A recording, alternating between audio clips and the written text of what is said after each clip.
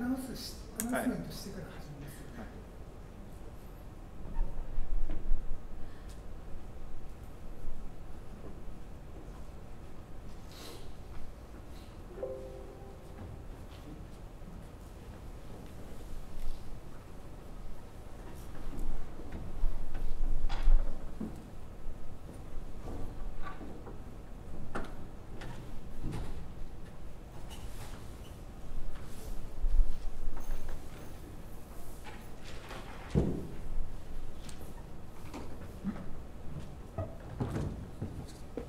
水って持ってきてもいいですか。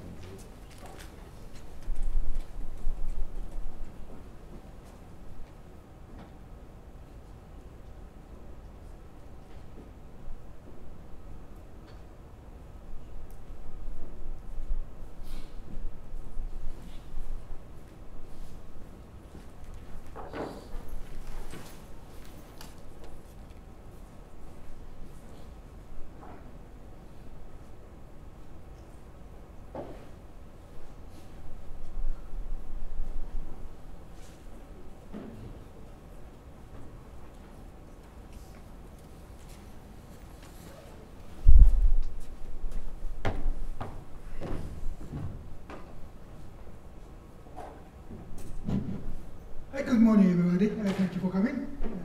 It's Thursday. So I have one announcement for those stay Mishima Lodge. If you're checking out, did you put the key on the key box? Okay. If you forgot to put leave the key, go to the reception desk and the key to the person. Of course, if you stay tonight, no problem. Okay, so then let's start. So on the Saturday, this morning, we will start second tutorial session. The title is How to Build a Mathematical Theory of Consciousness from the Viewpoint of Integrated Information Theory by Dr. Masafumi Oizu.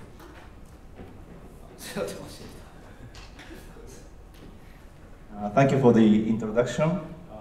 I'm Masafumi Oizumi from Araya. Today I'll talk about integrated information theory, but my focus today is how to build a mathematical theory of consciousness in general. Then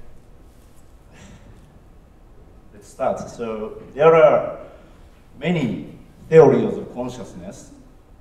For example, global workspace theory, higher order thought theory, recurrent processing theory, and recently predictive coding theory, and then integrated information theory. But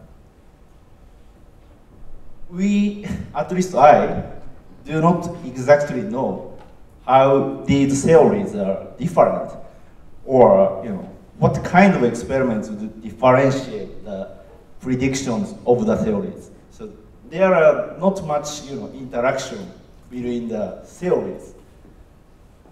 So I think we need a common framework or guidance based on which our theory of consciousness should be built.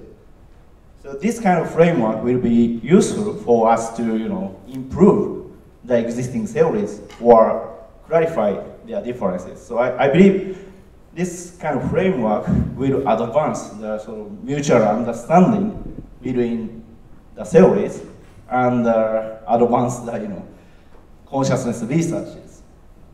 So I think I want to propose a common framework, but this framework is basically comes from IIT.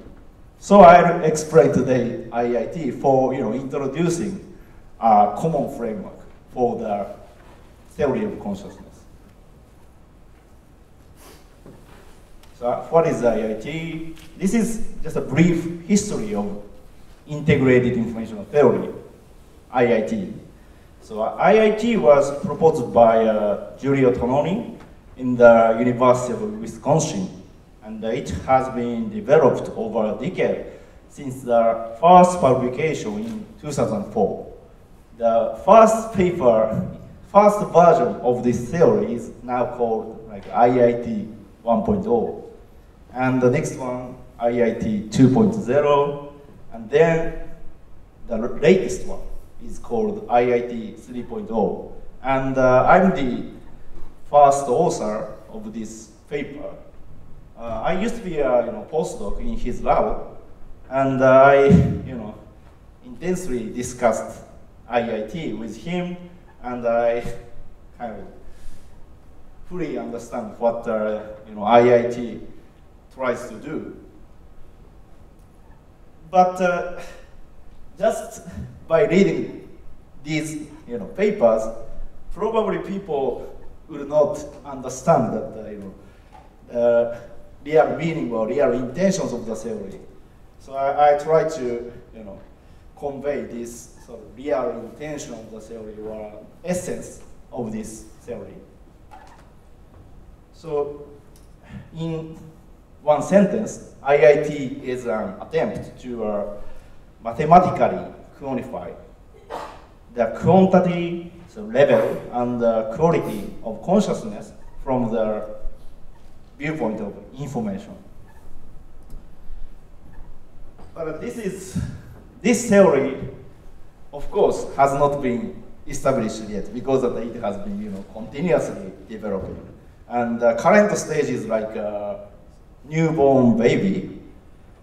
So there are, and also experimental validations has not been successful, has not been yet satisfactorily done so far. So there are many potential weaknesses in the theory, but I think IIT offers useful insights for how we should build a theory of consciousness, in particular, our mathematical theory of consciousness.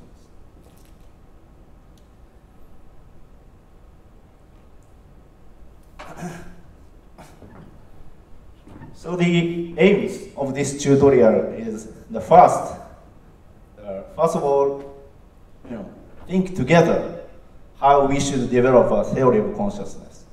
That's the main aim. And I'll explain IIT, but the goal is not to make you understand exactly IIT as it is, but rather to propose a common framework for building a theory of consciousness. So today I'll only consider IIT, but in future we should discuss the other theories by using the same framework and clarify the differences. I think this is a very important step for consciousness researchers. So I'll try to do this by myself, but if you are a specialist in some of the theories, please feel free to do it by yourself too, and let me know how you characterize the theories within this framework. Okay, this is the summary of how to build a mathematical theory of consciousness. So I'll, of course, explain in details each step by using IIT as an example. So the first step, or step 0, is to specify problems to solve. This determines the scope of the theory. And the next step, specify essential properties of consciousness. This actually corresponds to a definition of consciousness. And step 2 is to derive hypotheses from the essential properties of consciousness. And the third step, describe the hypothesis with mathematics. That's, I think, the sort of unique point in IIT. So, because IIT is written in mathematics, I think the meaning is sort of uniquely determined by the math. So we can sort of fairly, openly discuss the, strengthness or weakness, and we can sort of openly improve the theories because of mathematics. That's, I think, importance of, maths, using maths in theory, in a theory. And the final step, test the hypothesis in experiments. That's the summary of today's talk. So I'll go into the details step by step. Okay. Then, by the way, you can ask questions during this talk anytime. So please feel free to interrupt me anytime you want. So let's move on to the step 0, which is to specify problems to solve. So this is just a specific example of IIT.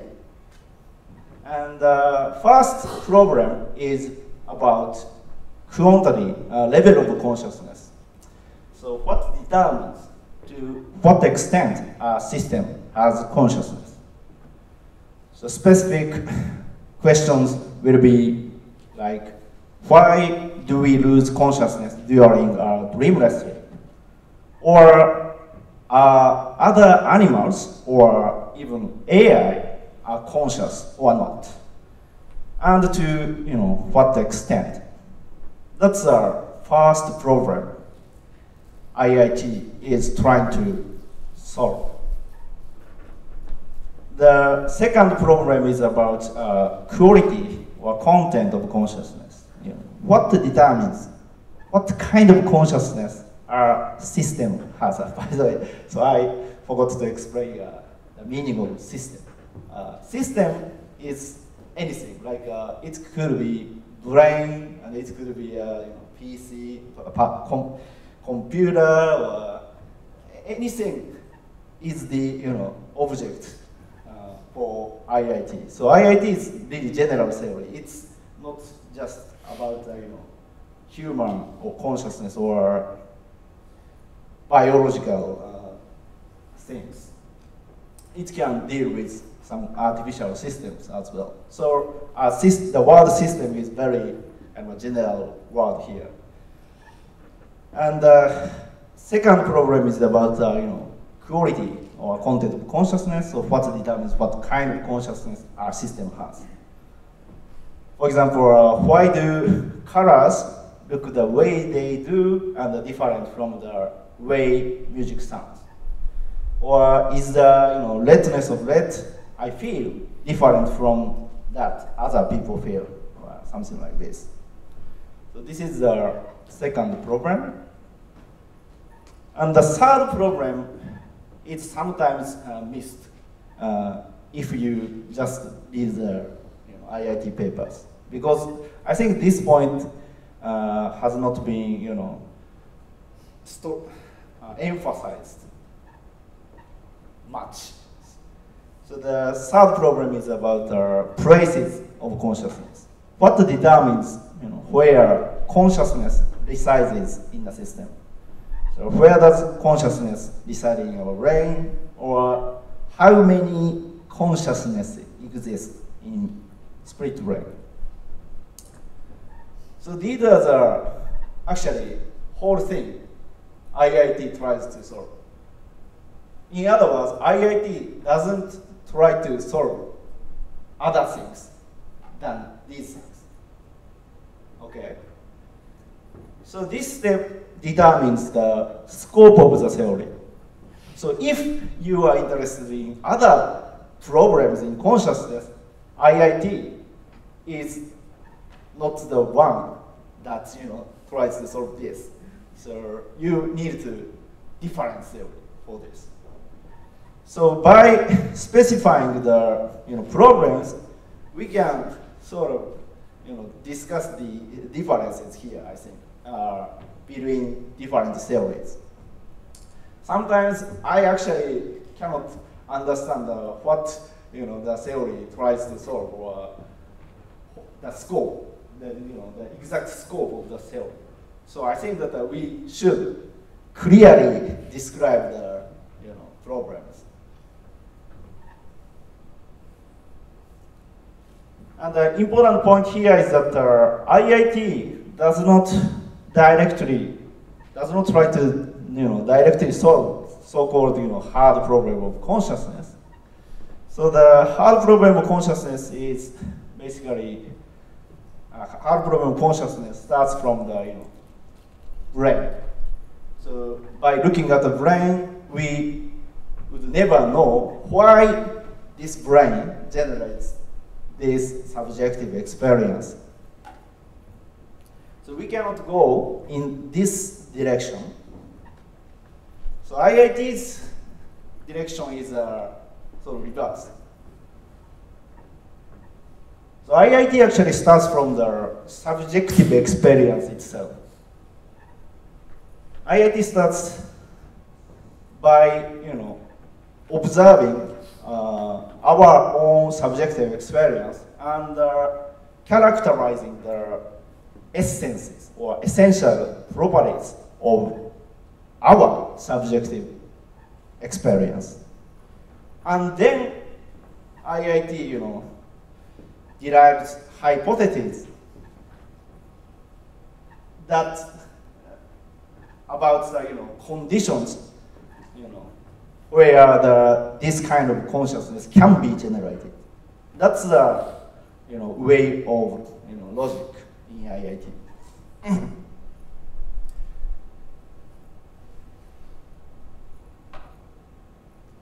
So IIT moves to our next step. That's step 1. Specify essential properties of consciousness from the observation of our own consciousness. That's a phenomenology. That's called phenomenology. And IIT specifies the essential properties of consciousness are basically 4. There could be other things, but so far IIT just nails down the essential properties are only 4. So first property is information, and the second integration, and the exclusion and the composition. I'll explain the details later, but I think this step corresponds to the how the theory thinks about how the theory characterizes the consciousness. So in other words, it's a theory's sort of definition of consciousness. And of course, this definition could be different among many different theories. So I think this step, again, is very important. So how does IIT think about consciousness? The first essential property of consciousness is information. So consciousness is informative. It is one out of many alternative experiences. What does that mean? So we could have many potential experiences, but our experience at a particular time is just one. For example, I should use this. Let's say this. So when we experience this, we sort of exclude other possibilities, and we can feel a particular experience. For example, this is different from this, or different from this, or different from that, and so on. So in that sense, we can differentiate many other possible experiences. In this sense, consciousness is informative. That's first essential property of consciousness, IIT thinks. The second essential property of consciousness is integration. So consciousness is integrated. For example, you cannot experience colors independent of shapes, or the left half of the visual field of the left half of the visual field of a view independently of the right half. So as you know, for example, the right half of the visual field goes to the left brain, and the left half of the visual field goes to the right brain. But our experience is the whole thing, combining these information, and we cannot, no matter how hard we try, we cannot, experience only the left or only the right. That's the meaning of integration. So the third one is the most difficult one to understand, and probably the most controversial one. It is not that evident at all, I think. But the third property of consciousness is exclusion. So consciousness is exclusive. For example, experience without color, or that with only the left half of the visual field, not simultaneously exist. For example, when I experience this without color, or only the left, do not exist in this world. What exists is only this.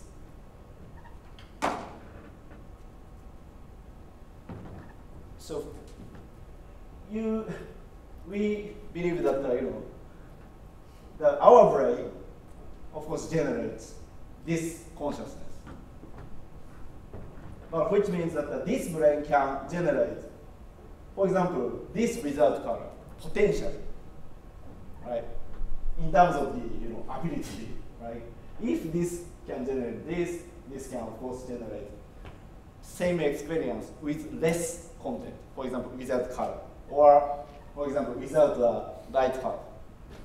But somehow, these potential experiences are excluded in this world. And only this seems to exist. That's the meaning of exclusion. And also, there could be the experience with more content, like this with other things. Because the brain actually processes much information, and also much more information than this, right? But what we experience subjectively is on this. Excuse me. In a way, it is a kind of integration. So, what exactly is the difference between integration and exclusion? Exclusion means that there are potentially many other experiences, right? But what exists, or what seems to exist, is just only the particular one. In a way, it is about unity of consciousness. So, not that unity is about the previous one, right? Like it's a spatial unity. Spatial unity, and of course that we can think of, for example, that unifying different modalities or different modality information. Mm-hmm. These are other examples of integration. But this thing is talking about totally different things. Mm-hmm. And also, maybe this example is much more easier, yes. For example, to understand what I meant. Like, in our brain, we tend to think only one consciousness exists that combines the left and the right brain. And we tend to think there are no two independent consciousness in the left or right brain. Right. This, but potentially, right brain or the left brain can generate their own consciousness. Because that we know that in the split brain patient, where corpus callosum is cut, it seems like two independent consciousness exist in each hemisphere. So it just depends on the strength of connections, strength of corpus callosum that connects the left and right brain. And what happens in the normal brain is that the consciousness in the left or right brain is excluded for some reason. And only the one sort of unified consciousness exists. Yoshida-san, does it answer your question? Or Okay, you can thank see you for your elaboration. And also that we can think other examples, like two people are talking. So in this case, two brains are talking, right? So we can think of the whole system like consisting of the two brains. What happens here is that two independent consciousness exist, even though these two brains are weakly connected, right? By the, for example, conversation, right? But so the totally different thing, opposite thing, happens in this case, and we usually think one unifying, consciousness does not exist in this two-brain system, right? So in this case, the whole brain, so the two brains consciousness is excluded, right? So this kind of exclusion happens. Thus, IIT, considers this is the third, principle or third essential property of consciousness. Yeah, of course. So that you said that the methodology of IIT is starting from phenomenology. Yeah. This property doesn't look like deriving from phenomenological observation. Yeah. So it's a little bit mixed up with observation of some phenomenology and sort of actual physical substrates. But only from the phenomenology we can say something like this, right? But I'm just wondering if you can ask more about that.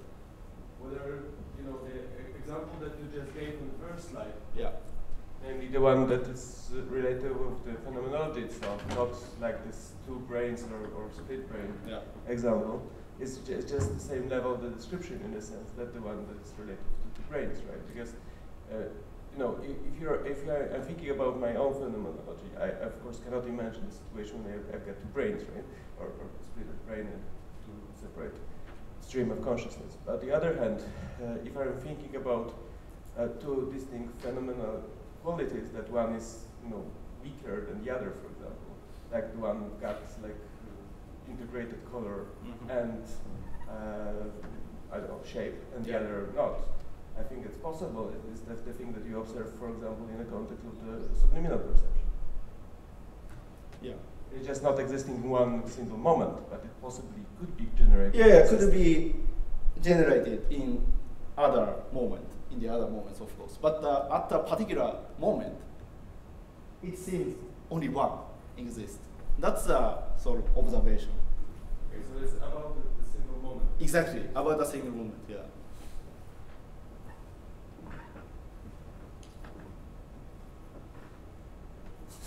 Go ahead, yeah. Can you explain again about the exclusion? Because I always have difficulty to tell the exact difference between exclusion and information. Yeah. So where I should start, right? It's again this is a good point. I sort of mixed up the whole, phenomenology and also this physical substrates. And but I think that we need to think about also the physical substrates to understand what this exclusion means, or what the importance of this property. And so let me explain in this way. So again, our brain, right? right? Our brain, processes much information from the external world, and then this brain generates this consciousness.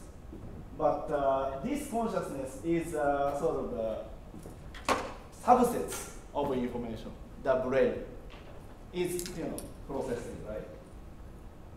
And also, if this brain can generate this consciousness, potentially the same brain can generate the experience with less content, like this same one without current, or the same one without a light power, something like this.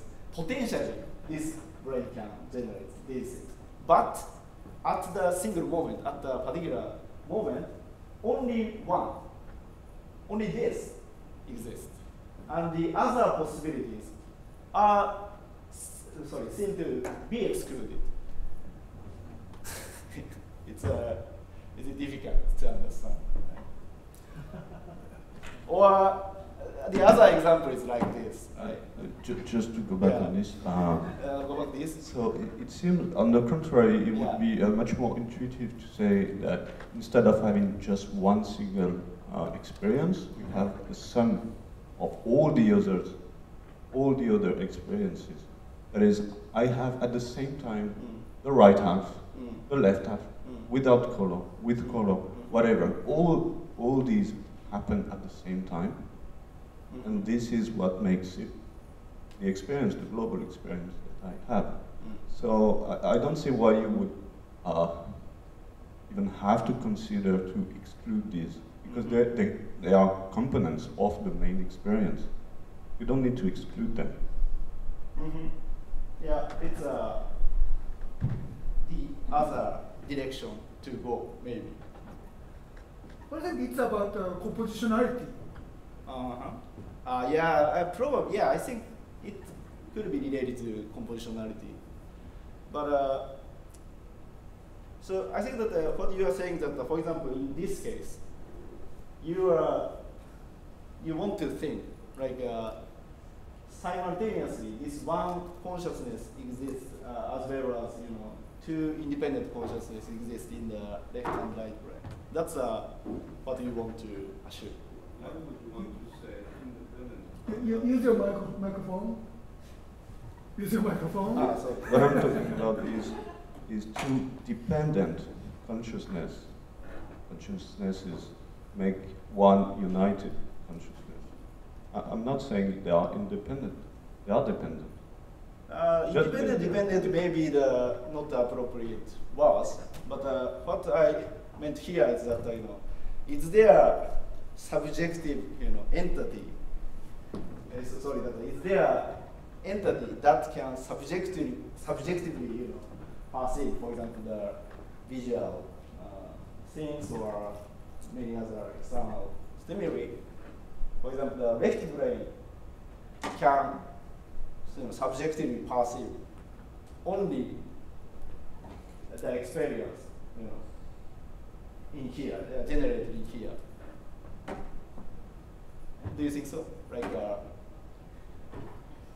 so in split brain situation, or if no, you consider not two people, yeah, they are independent, and this I completely agree. Oh, if the brain is whole, yeah, and you only consider one brain and not two, one brain. One brain is one brain. I don't know. Then whatever composes the experience is a set of course, yeah. things, right? So I think I'd like to see how you explain the composition. I can go back to you after I explain compositionality. I agree that these things are dependent, and these things are, the elements that can, these elements are, constitute the whole brain sort of experience. For example, that of course the left brain and the right brain can contribute to generating the whole brain's consciousness. But we are talking about the sort of the entity that can have subjective experience, right? For example, only so only the visual region or visual areas can have consciousness, or only the, for example, that if we allow this situation like left and right brain also can have consciousness, then we can extend this to the other sort of micro consciousness, like visual areas consciousness, or auditory areas consciousness, or only 2 neurons or only 3 neurons consciousness, or anything any kind of consciousness could exist if you allow this situation. I would like to ask for a clarification. Yeah. So the essential properties of consciousness, does it mean what is distinguishing it from unconsciousness? So unconsciousness wouldn't have these properties? Unconsciousness. You mean, for example, in this case, only the left or only the right brain are sort of unconscious, and only the whole thing is conscious. In a sense. I was rather asking about, for example, the integration properties. Yeah. So the shape and color perception is integrated together. That would only happen once we are conscious of the object, and when we are unconscious, it's sort of it's not integrated because it's a property of consciousness. Is it? Do I understand it correctly? I actually don't fully understand what you meant. Like your question is that integration is always necessary for being consciousness or something like this? So I'm basically asking if it then does it mean that when we are unconscious we don't have integrated? Yeah, that's next step actually. So I've just here I've just specified potential essential properties, and that's a kind of hypothesis. So the next step. Okay, so this is not, because I'm just basically tapping to some experiments in working memory where it is argued, and there are evidence on both sides whether the stored information is integrated or whether it's not. So that's IIT's hypothesis. Yeah, so you are right in that sense. But what I'm talking here is just describing the essential properties from the observation of our consciousness phenomenology. And at this step, IIT doesn't hypothesize anything so far. This is just properties, essential properties.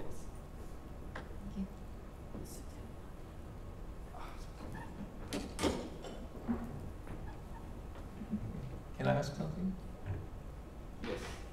Okay. Yes. Yeah. So, is it correct to understand what you said about exclusion in this way? Yeah. So we have when we have a whole scene, whole visual scene, only the left half of this visual scene is part of the whole scene. But we cannot simultaneously have consciousness of left half and the whole scene.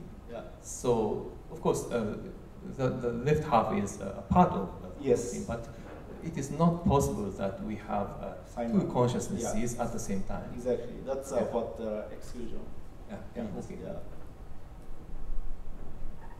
So if that is what exclusion means, does it mean that if you do have two simultaneous experiences, there are two distinct systems? So is that true? So what does it mean? So I have only, I have only experienced one thing, right? I cannot experience the other. Sure, but if you did, does that then mean that there are two simultaneous systems operating in you? Of course, this is a split brain case, right? Right. If these two systems are cut, completely separated, two independent consciousness exist, right? Okay. Yeah. So that would coincide with a lot of philosophies of personal identity. Satisfactorily. So if there were two simultaneous streams of consciousness, then there would in fact have to be two systems. Yeah, I mean, in one system or in one brain, there could be multiple consciousnesses. That's but you know, for simplicity, I said that there is only one consciousness in the brain. But according to IIT, there could be many, actually. So there should be one sort of big consciousness, but there could be other consciousness as well. But not everything, every possibility exists. Like only some of consciousness exists, but the other things are excluded.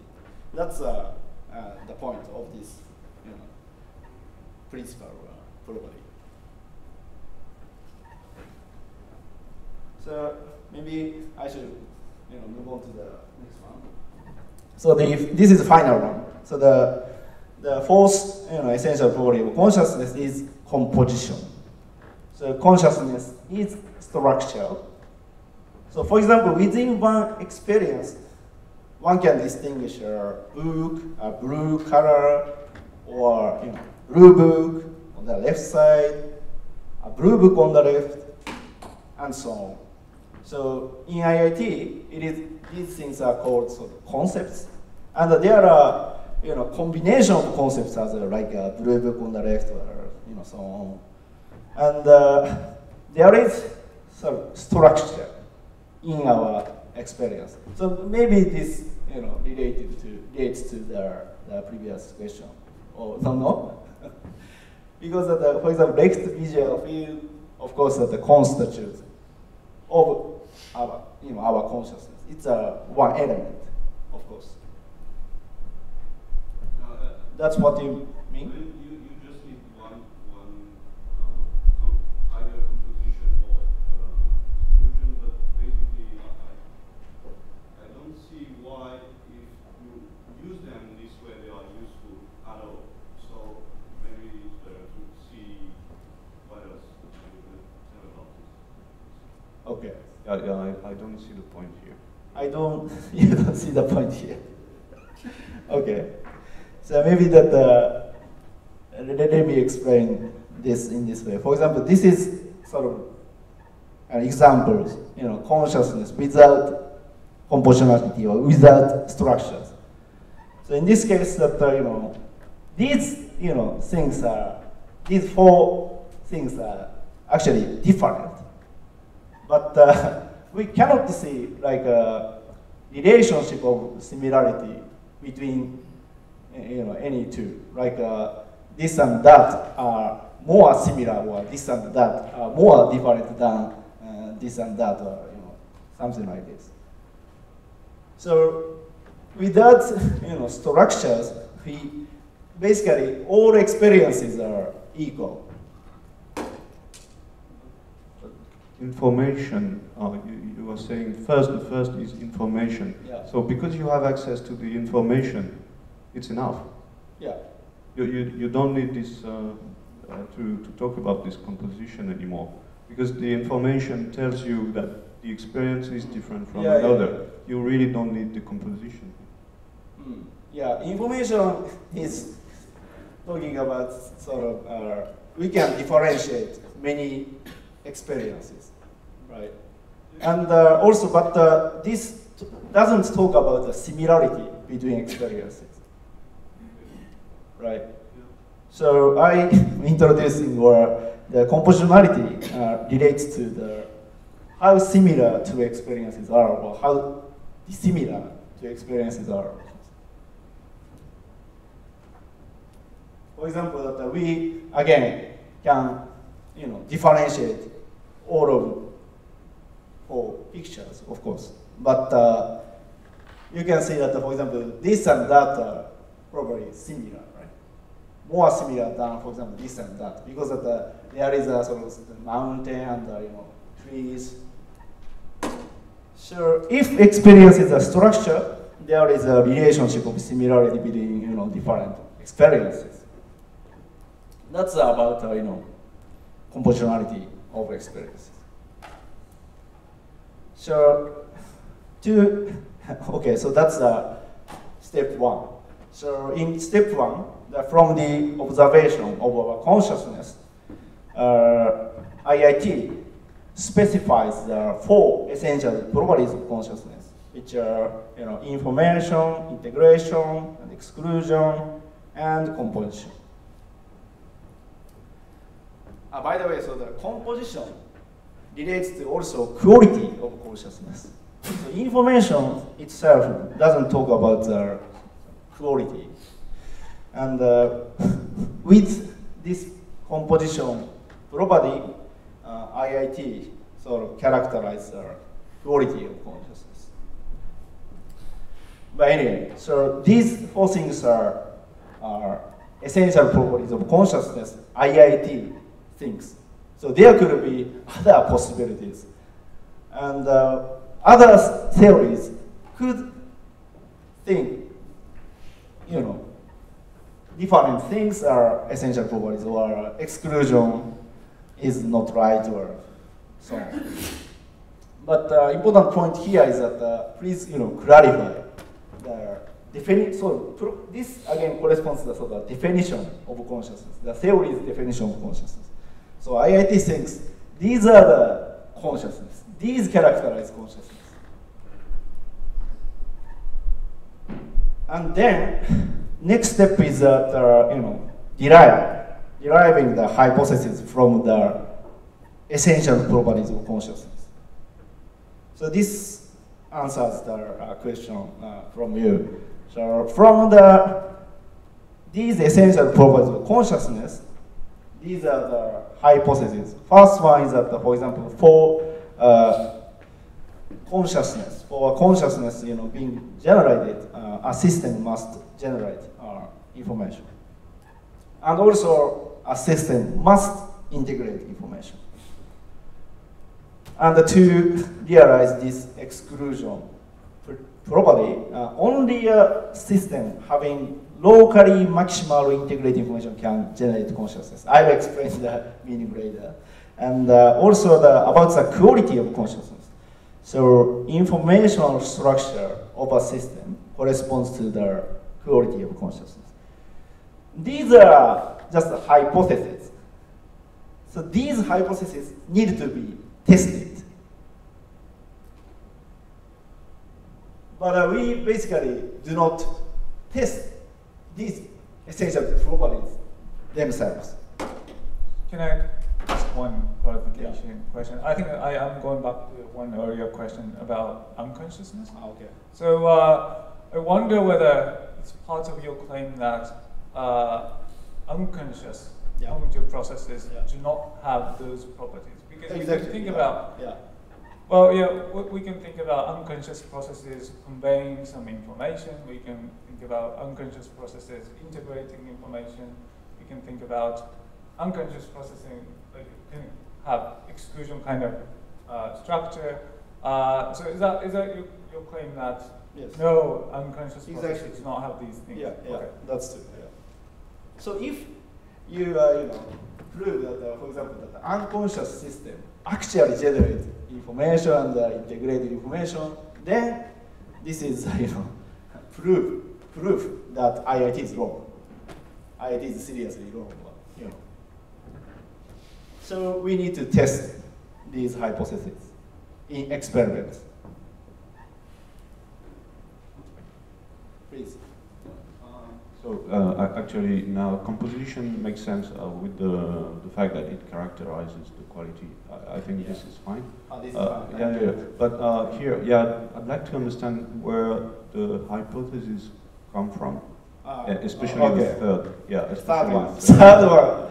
Okay, this is the most sort of controversial, and this is sort of jump, really big jump from this property.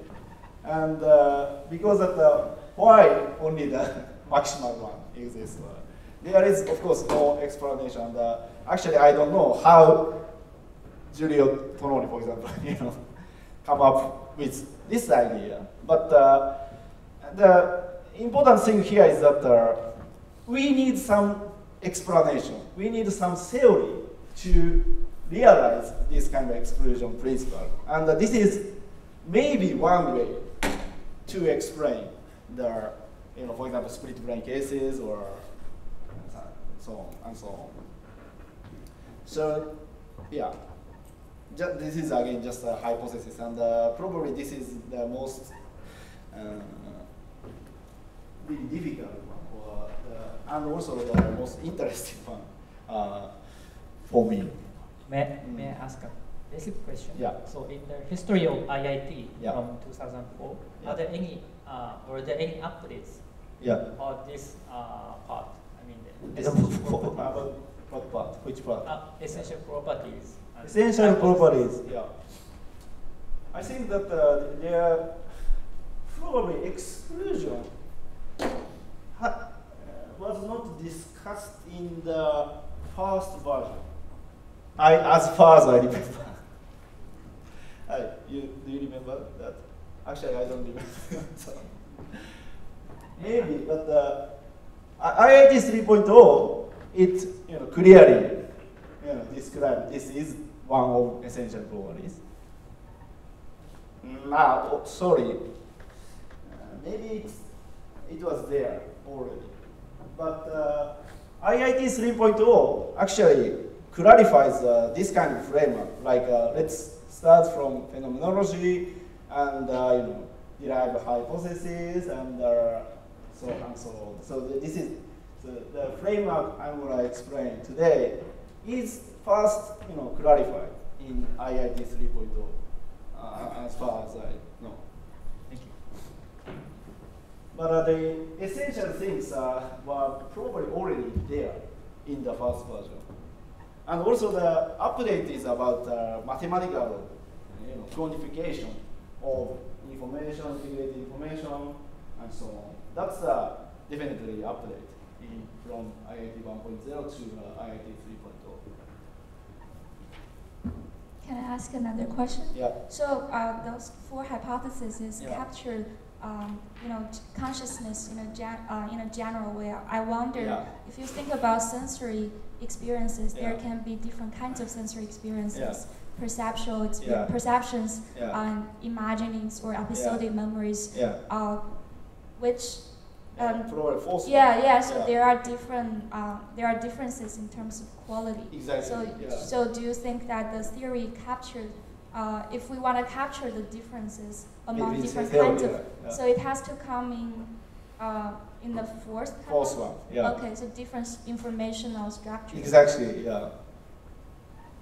So Cruelty is about false hypothesis.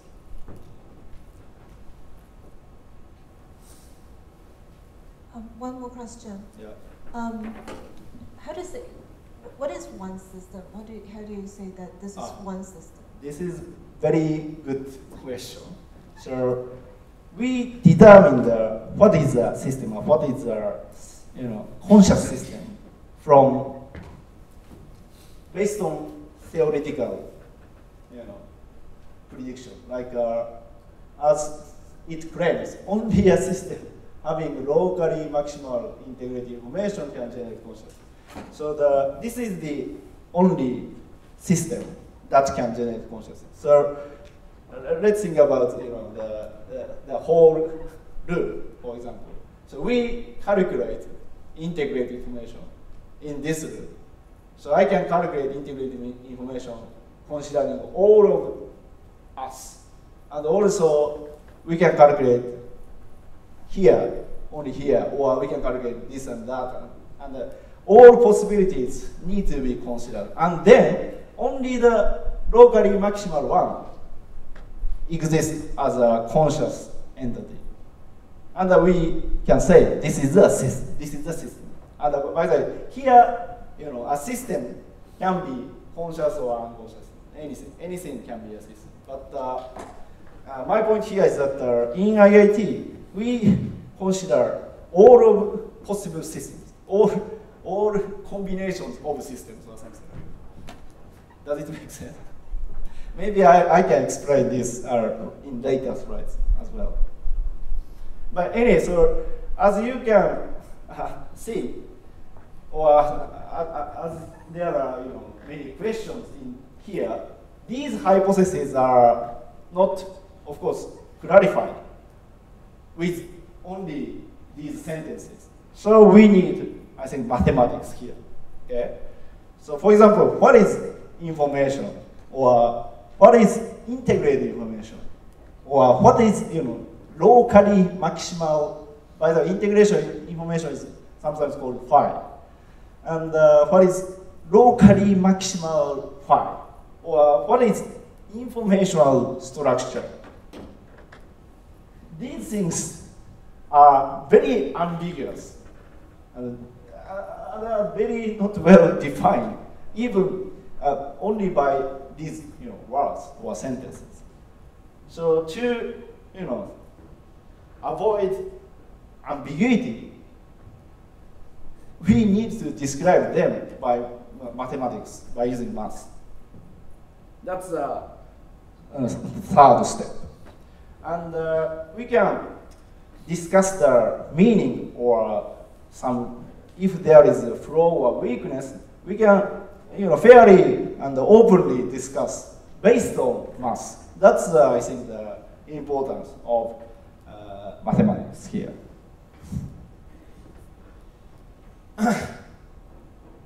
So I'll explain the step 2 and the step 3 in the followings.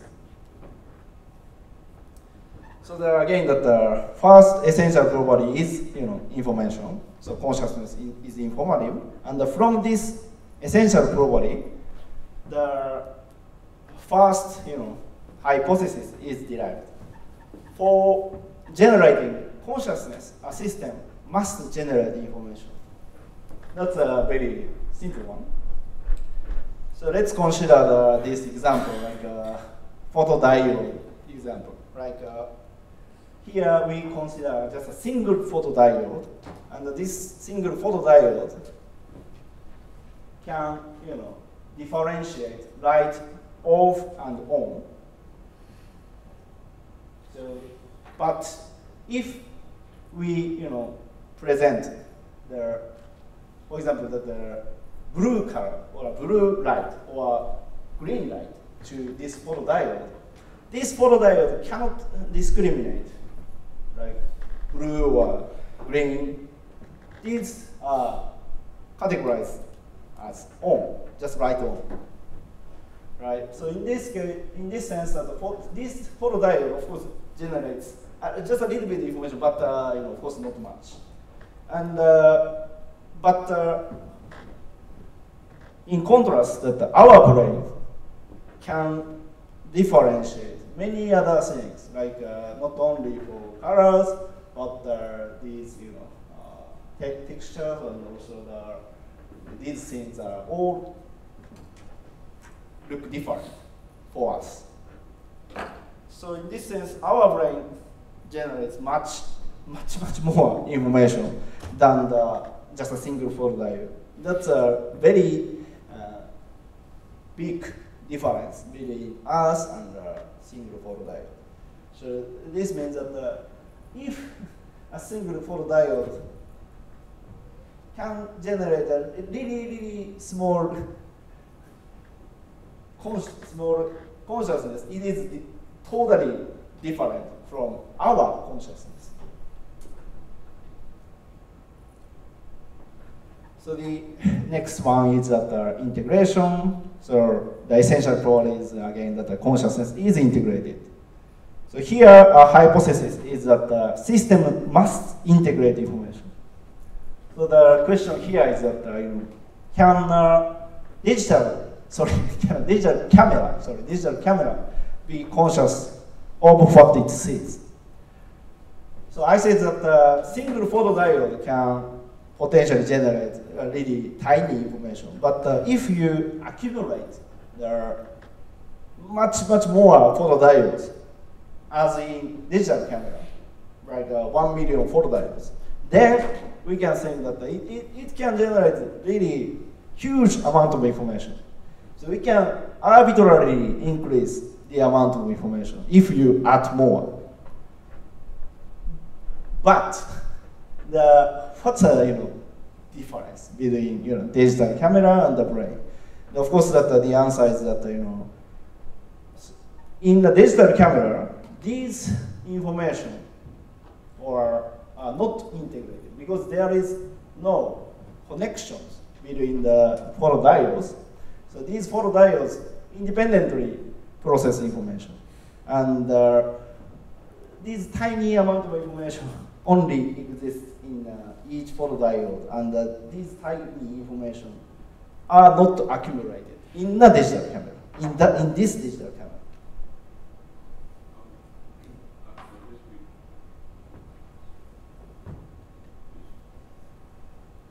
Yeah, I guess we need a definition of integration here. Yeah.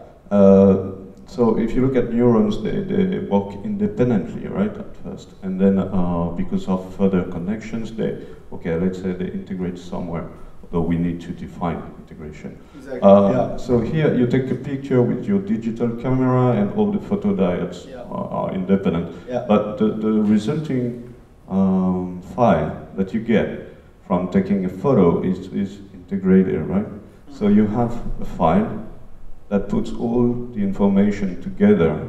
It's integrated. Yeah, of course. So that's why we really need a definition. Of course, that I explain the definition of integration later, but the picture looks like a picture contains a lot of information. But when our brain sees the picture, we can extract a lot of information. But this is our brain job. This is not the job of our digital camera. Digital camera cannot, generate this picture information. This information sort of, in a way, doesn't exist if we do not see. So my camera has something really amazing. It can detect faces. I don't consider that case, actually. Here, I consider simple digital camera, where there is no face detection or there is no any kind of fantastic function. But anyway, so it's a very good point because I don't explain the meaning of information and integration. This claim is very ambiguous.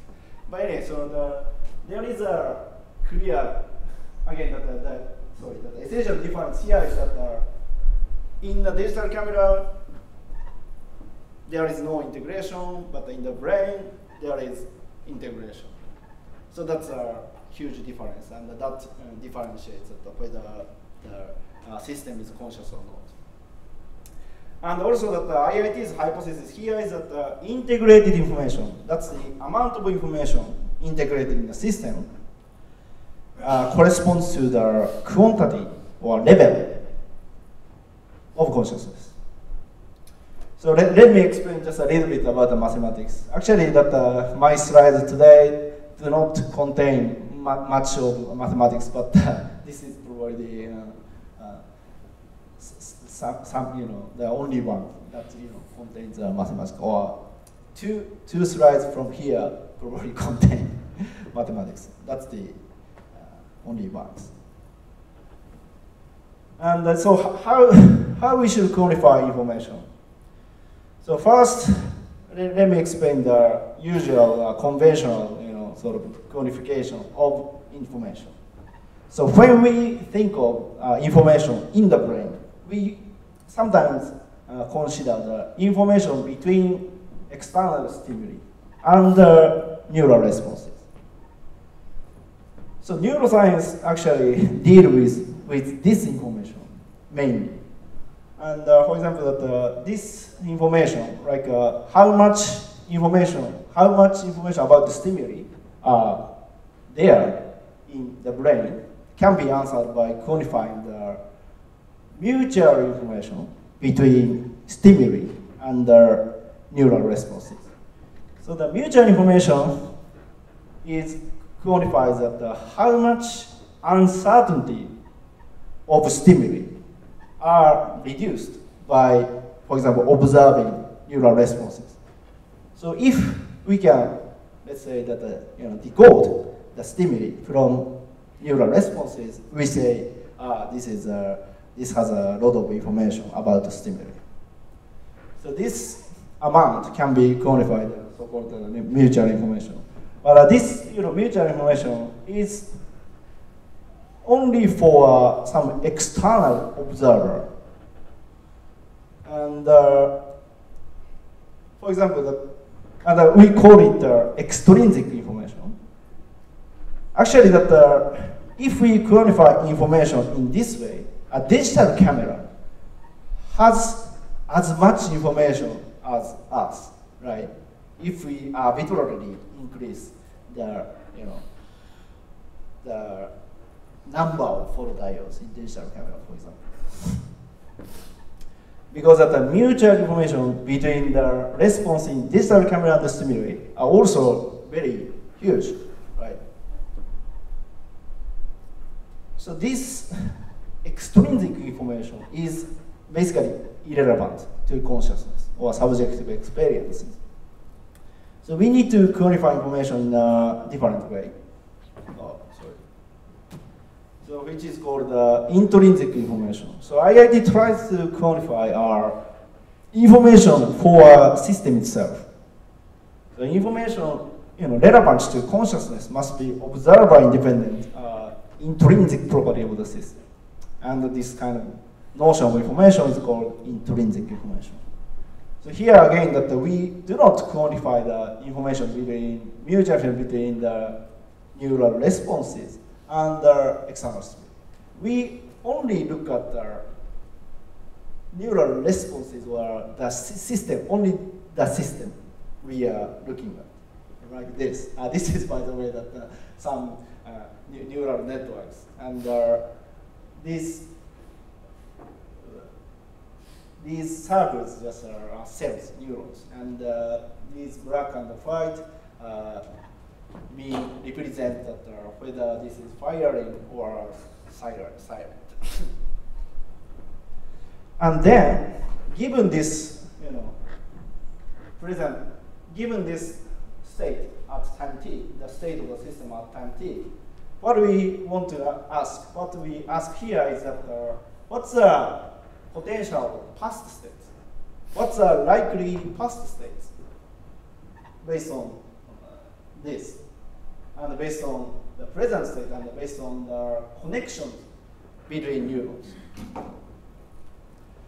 So this kind of information is quantified by mutual information between the past state, this is the past state, and the present state of the system. So we quantify how much the uncertainty of the past state can be reduced by observing the present state. This is IIT's way of quantifying information here. Then next step is difficult, and again, this is the only, this is the last step, which contains mathematics, by the way. Yeah. Okay. So how we can quantify, integrate the information? This is again that very developing field, how we quantify integrated information. But I'll explain the one way to quantify integrated information. So when we do quantify integrated information, we need to cut the system into two subsystems. For example, we cut here, then cut means that not the physical actual cut. Actually, this cut is sort of a mathematical operation in probability theory. So we consider again that some network dynamics of the system. So this dynamics is described by, the xy means that the xt minus tau and the xt, meaning that the relationship between the past and the present. So we consider some joint probability distribution of past state and the present state. And this joint probability distribution characterizes the network dynamics of the system. So we have original sort of network dynamics here, and we sort of cut cut the system, meaning that cut the connections between the two subsystems. And then we make sort of disconnected or cut probability distribution. That's different from P, because we cut the connection. And the difference or information loss caused by these connections are phi, the definition of phi. How much information is lost by this disconnection? Or how much difference are there between, P and Q? That's a way of quantifying integrated information. So if there is no connection at all, there is no causal relationships between two systems, integrated information is 0. So integrated information quantifies that this kind of causality or causal inferences between inside the system. Yeah. Now, I guess this is the definition. Yeah, definition. So, okay. Yes. So now, if we go back to the camera that has a function for detecting faces. Yeah. Let's say you could have a cut between the collection of the image and the detection of the face, right? Between the two functions. Yeah. So how does the mathematics apply there? So because you do this cut between the function for face recognition and the image production, you lose information, right? Yeah. That's in that case, the integrated information is non-zero. Yeah. Okay. So you're saying if the camera detects faces, then phi is above 0. Yeah, there is this integration. Yeah. Okay. But this is actually based on second IIT 2.0 version of phi, definition of phi.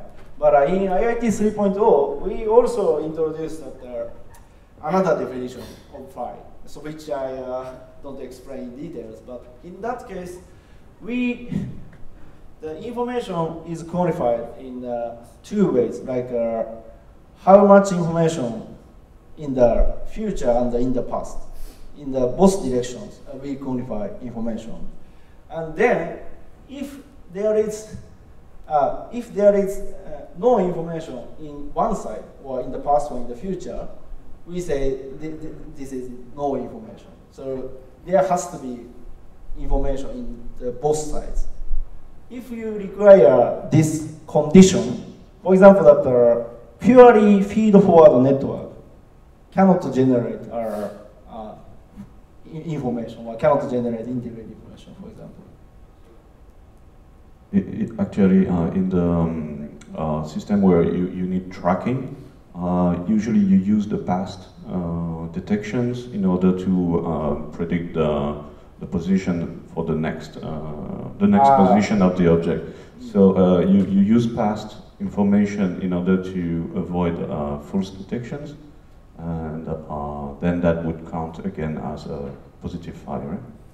Yeah. I think that it's different from that thing actually. That I'm talking. Actually, it's really difficult to explain that without any slides or something or any equation of this notion. But again, that there could be other definition of integrated information, and if you apply this definition, again, that in a simple face detection camera can generate non-zero integrated information. But if you take the different definition of integrated information, as in IIT 3.0, for example, that a purely feed-forward network, like for example, the deep learning type network, cannot generate consciousness or cannot generate non-zero in phi.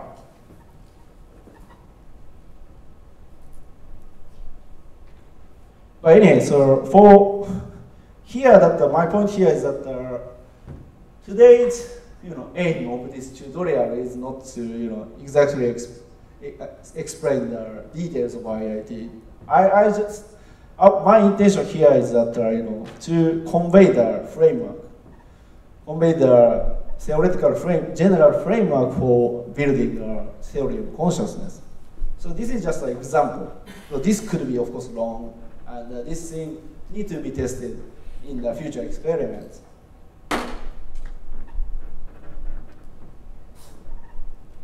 So let's just assume this is the definition of integrated information.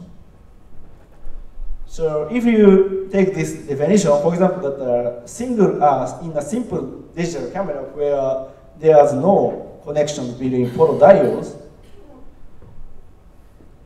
there is no information loss, even after connections between photodiodes are cut. So in that case, integrated information is 0. On the other hand, in the brain, there will be a lot of information loss after connections between neurons are cut. In that case, integrated information is high. That's a difference between the brain and the digital camera. So one quick clarification question. Yeah. So the case of just one, the diode case. Yeah. What's the integrated information? Because there's no possibility of cutting. Yeah. So Yeah. Exactly. Does that mean the integrated information is very high? Yeah. In that case? No, actually, yeah. That's again very good question. But if you think that the single photodiode is one element, we cannot define integrated information. Integrated information is defined when there are at least two elements, right? But when you want to quantify single photodiode, maybe you need to look more, smaller elements inside the photodiode, and then you can calculate in a more microscopic level. You can calculate some pi inside the photodiode. But if you think macro system like a single photodiode is one element, then integrated information actually cannot calculate anything in that scale.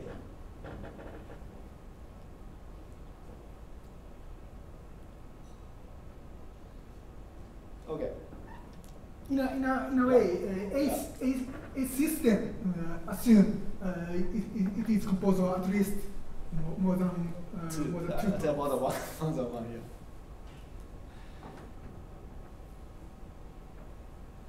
So let's move on to the next step. This is a little bit detailed, but how we should partition a system. So I said that to quantify integrated information, we need to cut in some way. So how we should cut, or how we should partition system. So IIT specifically considers only one particular partition, which is a minimum information partition. So minimum information partition is defined as a partition where the information loss is minimal, or the difference after the cut is minimal. Like when we consider this 4-element system, and 1, 2 are connected, and 3, 4 are also connected, but there is no connection between left and right. In this case, the minimum information partition is here, because if we cut here, there is no information loss, and there is no integrated information, because there is no connection, there is no causal inferences between the two systems. But if you cut in this way, like this, then phi is non-zero. So the computation of phi depends on how we cut the system. But IIT considers only this is important for quantifying consciousness, because in this case, the whole system cannot generate the consciousness, Of course, only the left or only the right could generate consciousness, but the whole thing cannot generate consciousness. In that sense, phi should be 0. And to realize this property, we need to consider this minimum information partition. So there is some degree of consciousness.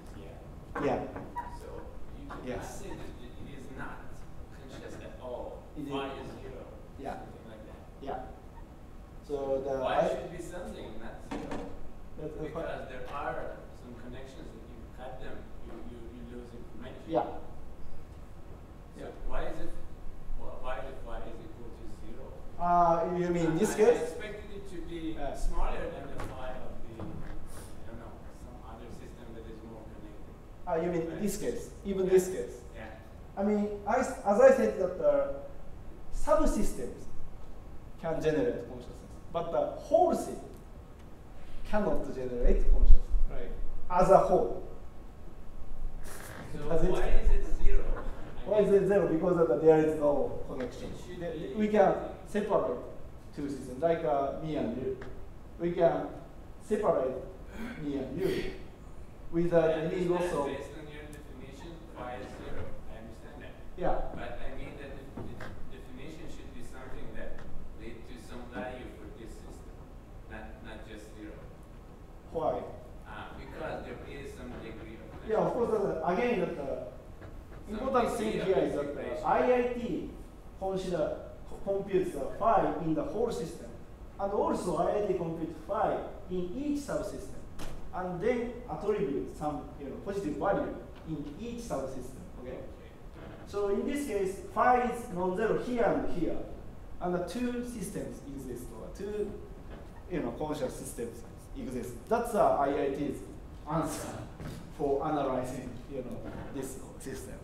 But the whole thing is not conscious. Yeah. But anyway, so again, IIT's prediction on quality of consciousness is that integrated information quantified with minimum information partition corresponds to the quantity level of consciousness. Okay, that's but again, this is hypothesis. So we need to check this in experiments, of course. So let's move on to the third one. So consciousness is exclusive. That's a third essential property. And again, this is a very controversial and hypothesis. But only a set of elements that generates the local maximum of integrated information, which is called complex, generates consciousness. So what does that mean? So given a system, this is a system. And then what we need to do is that compute phi in every possible subsystem. Phi here, phi here, phi here, we compute everything. Then only the maximal one, only the most integrated, only the locally most integrated system can generate consciousness. That's a hypothesis. So in this case, for example, we compute phi here, we consider phi here and there. So we check every possible subsystems. And then, for example, in this case, let's say whole system generates the maximum one. Then the complex is this. And other subsystems do not simultaneously exist as a conscious entity. But probably in another example, maybe complexes can be two. For example, this and that, this system and this system are simultaneously exist as a complex. That can happen. So, for example, let's consider again that two people, the case where two people are talking, for example. So this case, the meaning, the mathematical meaning of local maximum is like this. So the subsystem is a complex. Subsystem S is a complex if phi of S, phi S is larger than phi of T. T is a larger, bigger set than S, and also phi in S is larger than smaller one, R. The subsystem S satisfies, if the subsystem S satisfies this condition, then we say this system, subsystem is a complex and a conscious. So for this case, IIT's hypothesis is that phi in A's brain, these are two humans, so phi in A's brain, meaning that this A's brain consists of, let's say, for simplicity, left brain and right brain, AL and AL and AL. Then phi of AL plus AL is larger than the, for example, phi in only the left one or only the right one. And also, phi of A's brain, AL plus A is larger than the phi of AL plus A plus BL plus BL, so the whole thing. Because of there is a weak connection between A and B, so phi in the whole system is really, really small, right? So if these two conditions are satisfied, A's brain can generate own consciousness, and B's brain can generate own consciousness. That's a exclusion principle, right? Oh, sorry, yeah. Local, yeah. Local means this, meaning that this is not the global one. So there are many local maxima. Because if this condition satisfies, this can be complex. And there could be many subsystems that satisfy this local maximum. This is the actual example. For example, let's say if you look at the B's brain also satisfies this condition because B's whole brain, phi in the B's whole brain is larger than the phi in the B's left brain or B's right brain, and also phi in the B's brain is larger than the phi in the whole system. So this local maximum is also satisfied in B, as well as in local here is spatial. Exactly. But in the hierarchy, yeah. You could also conceptualize the localized. For example, at a specific level, is the phi is locally maximum. There is adjacent or related level. But still, at for example, a much defined level of description, or much closer level of description. The local also. So I actually, sorry, cannot understand. Maybe we should discuss it later or something. Okay. What I meant is, I understand this is a point of exclusion. Yeah, in IIT, and, yeah. You said about the exclusiveness of consciousness of unity at a specific moment. Yeah. And I think it could be other possible framework, yeah. Which permits the parallel unity yes. at different levels of yeah. hierarchy. Yeah. And if you could relax the constraint about the localness of this maximum, then there is some other framework which could also create the simultaneous possibility of the unity at different level, different description. Yeah. Yeah, that's. I see. Yeah. Yeah. I think so too. Yeah.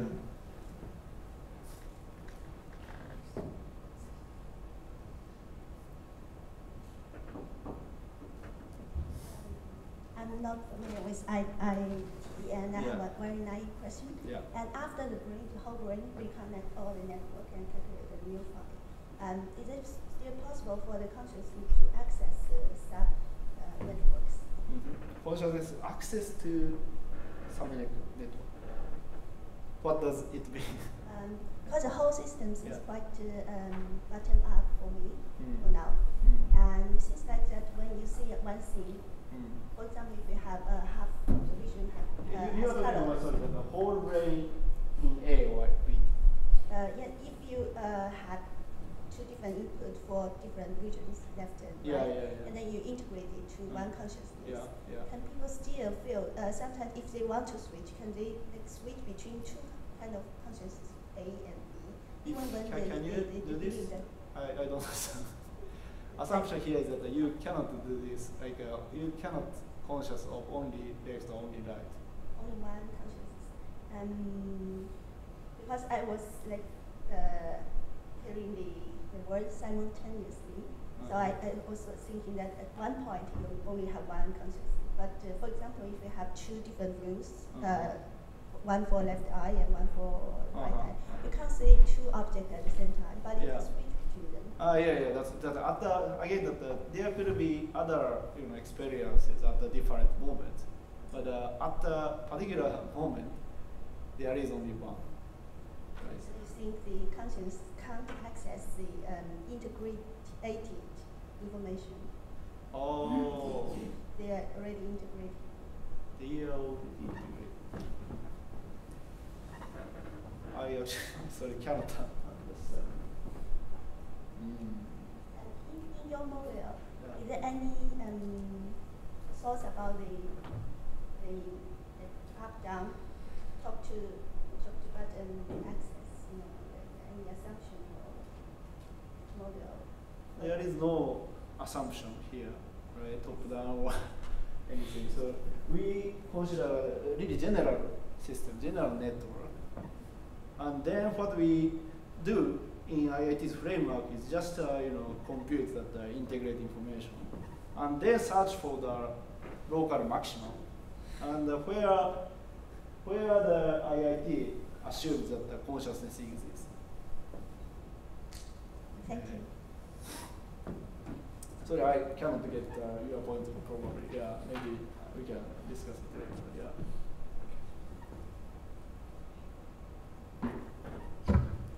One quick question. Yeah. So about the comparison between the integrated information of the whole thing with the integrated information of each hemisphere. Yeah. So you said integrated information of the whole thing is larger than integrated information of each hemisphere. Okay. I mean, I'm just a philosopher. I'm not a brain scientist. Is that obvious? No. So not obvious. So basic idea, so as far as I understand, basic idea is that, okay, so we cut the corpus callosum and then we lose lots of information. So that shows the whole thing, the integrated information is high. Yeah. But we can say something similar about each hemisphere. Exactly. So we can basically cut the hemisphere into half, and you cut the connection between frontal area and back area, and you lose lots of information there. Yeah. So I wonder whether that works for you. This is very good point. And again, this has to be tested in experiment. That's what I meant, because this is not obvious. Like to me, this is obvious. Like this connection is much weaker than the connection inside the brain. But this relationship is not obvious at all to me as well. So we probably need to clearly quantify this variable. And whether this hypothesis is true or not need to be tested quantitatively. That's my interest as well. Yeah. But if IIT is correct, this has to be satisfied. That's my point here. Yeah.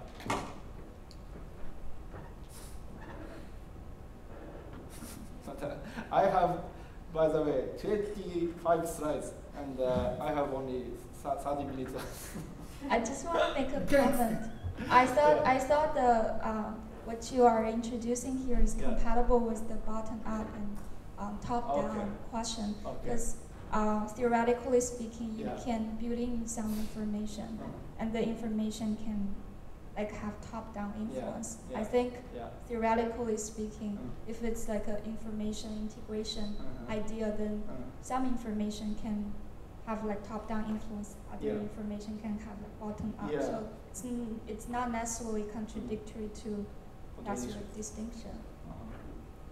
Yeah, because Yeah, I think when people talk about bottom up and top down, like we think about like perception. Yeah. Like it's a constructive process. You get some information from the external world. Yeah. You might also have other kinds of information within the perceptual system that can play some like top down influence. Yeah. So, yeah.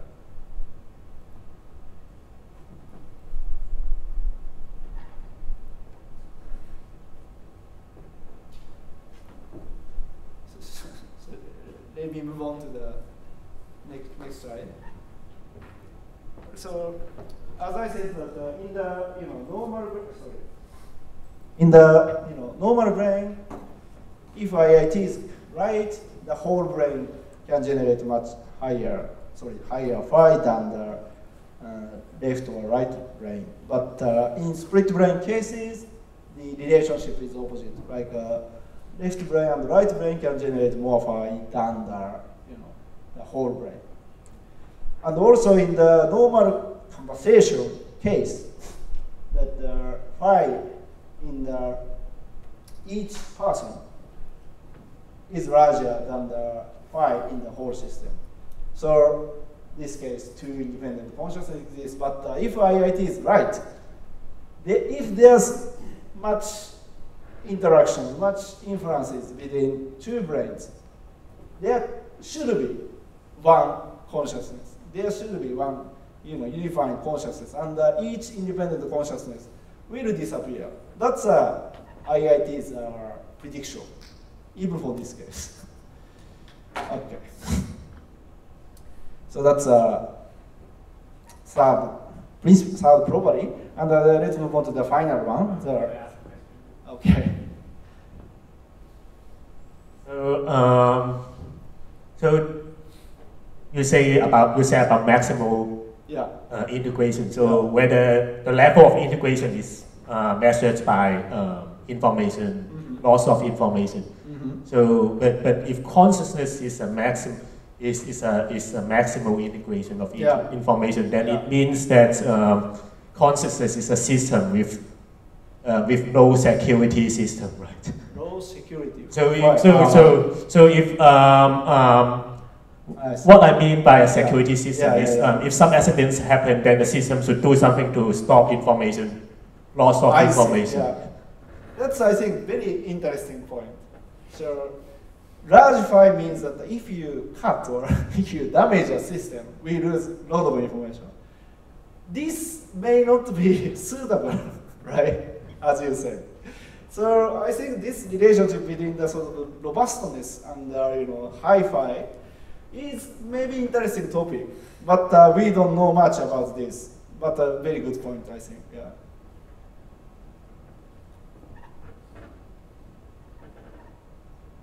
But anyway, so let's move on to the final one. So composition. So consciousness is the structure, and to characterize the quality of consciousness, we need to look at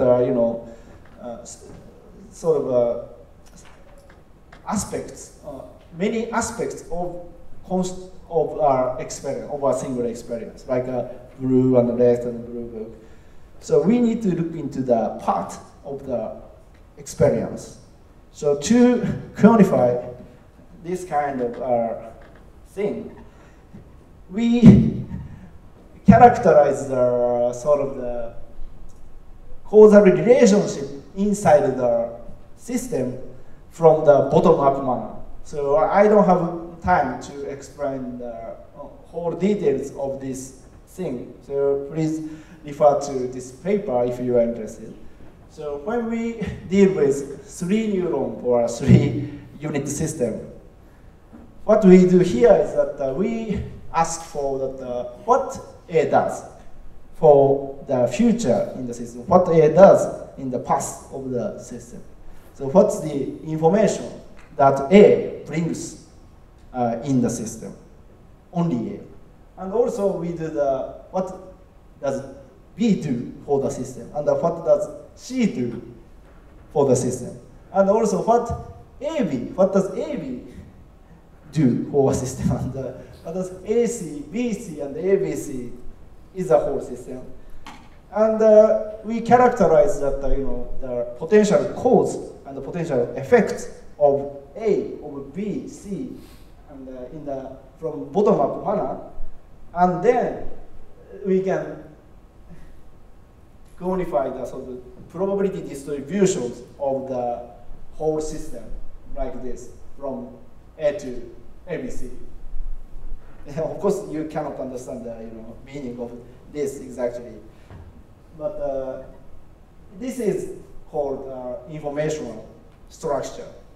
So the point here is that we consider the subsystem as well. Like in the case of ABC, you need to consider AB or AC or BC, and then we quantify the information BC generates or AC generates or something like this. And then the whole structure inside the system corresponds to the quality of consciousness. That's a fourth hypothesis. And this is just a visualization of this very complicated probability distributions. So this is sort of the space of probability distributions, and each point corresponds to one probability distribution, like A, B, B, C, or something like this. And we can sort of visualize something like this, and this sort of shape corresponds to quality. That's our fourth hypothesis. And this one is more, I think, difficult to test in experiments anyway. But as an example, what kind of network can generate consciousness with compositionality? For example, some kind of hierarchical structure is suitable for creating the concepts. And maybe I need to skip this detail, but this is sort of resembles the human or visual system. And it's like a V1 and V2, V3. And from bottom to top, the concepts are created in the middle layers by the information processing.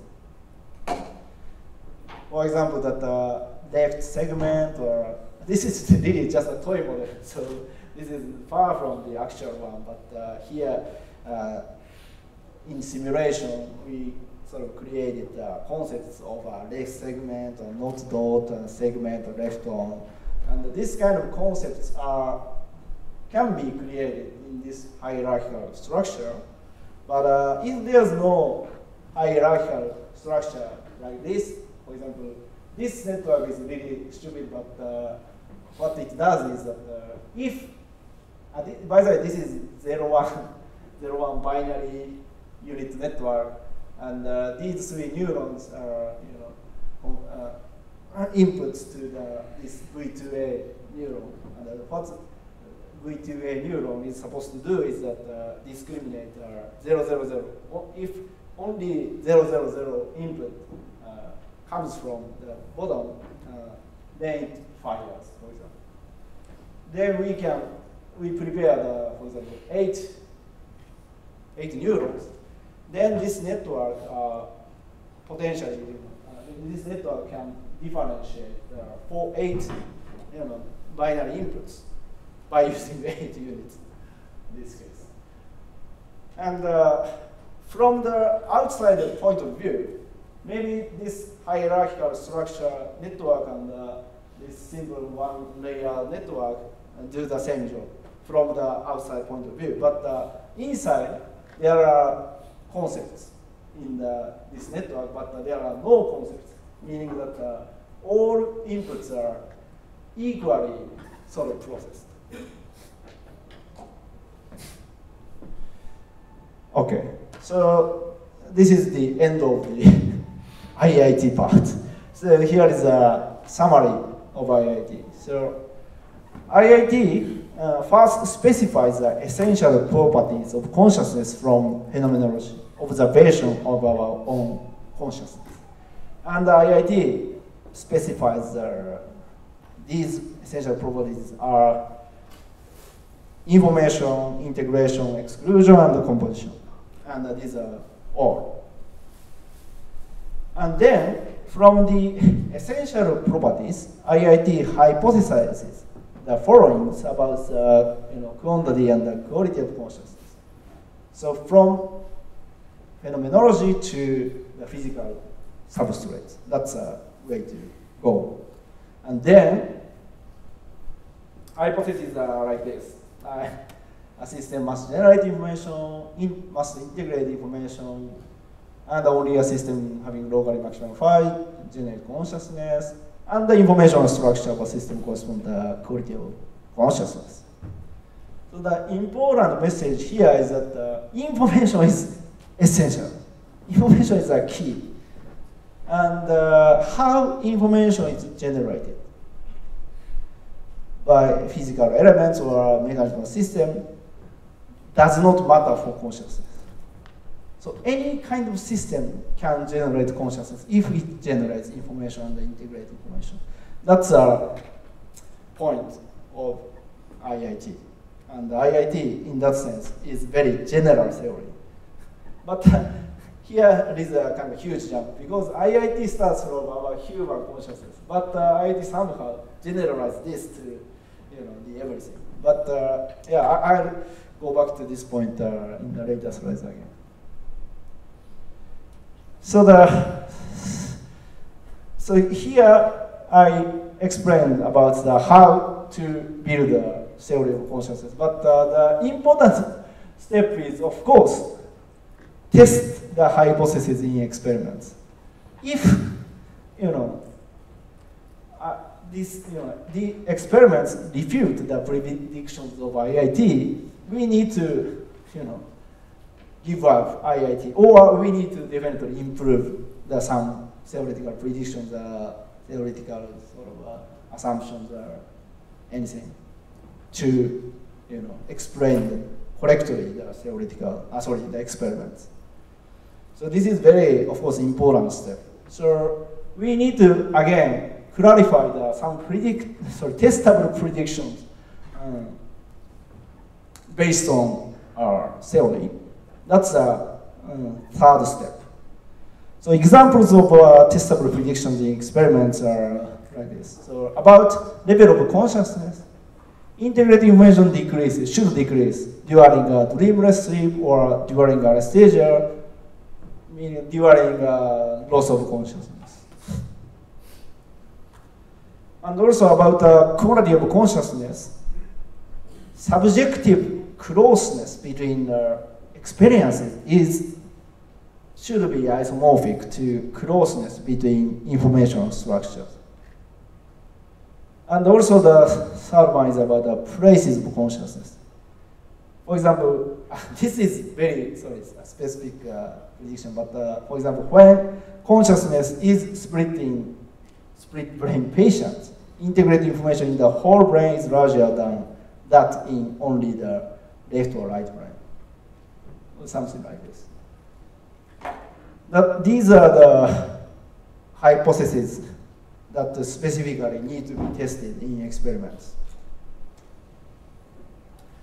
So again, and also so far the direct test of IIT has not been yet done. Like direct test of these predictions has not been yet be done definitely. So there are, in a sense, no satisfactory supportive evidence for IIT at this point. But including me, people are trying to show these predictions or trying to test these predictions in experiments. It is a kind of study. So I'll just really briefly introduce, explain some of trials about the test of IIT. So about the hypothesis for level of consciousness, like integrated information should vary depending on the various states of consciousness. integrative information should be really low in coma, and also should be low in non-REM or sorry, maybe I should put maybe dreamless sleep, and also in the anesthetized state and epileptic seizure or in vegetative state, persistent vegetative state, integrative information should be definitely low, and the integrative information should be high in wakefulness and also in REM sleep when we are dreaming, something like this. So we have to, quantify integrative information in various states of consciousness and need to verify this prediction. So this attempt is starting, but again, there is no direct evidence for that. But Tononi's group themselves are, of course, trying to, check this hypothesis. They have not yet, actually quantified phi quantity, but there is indirect evidence where that integrative information would probably decrease during loss of consciousness.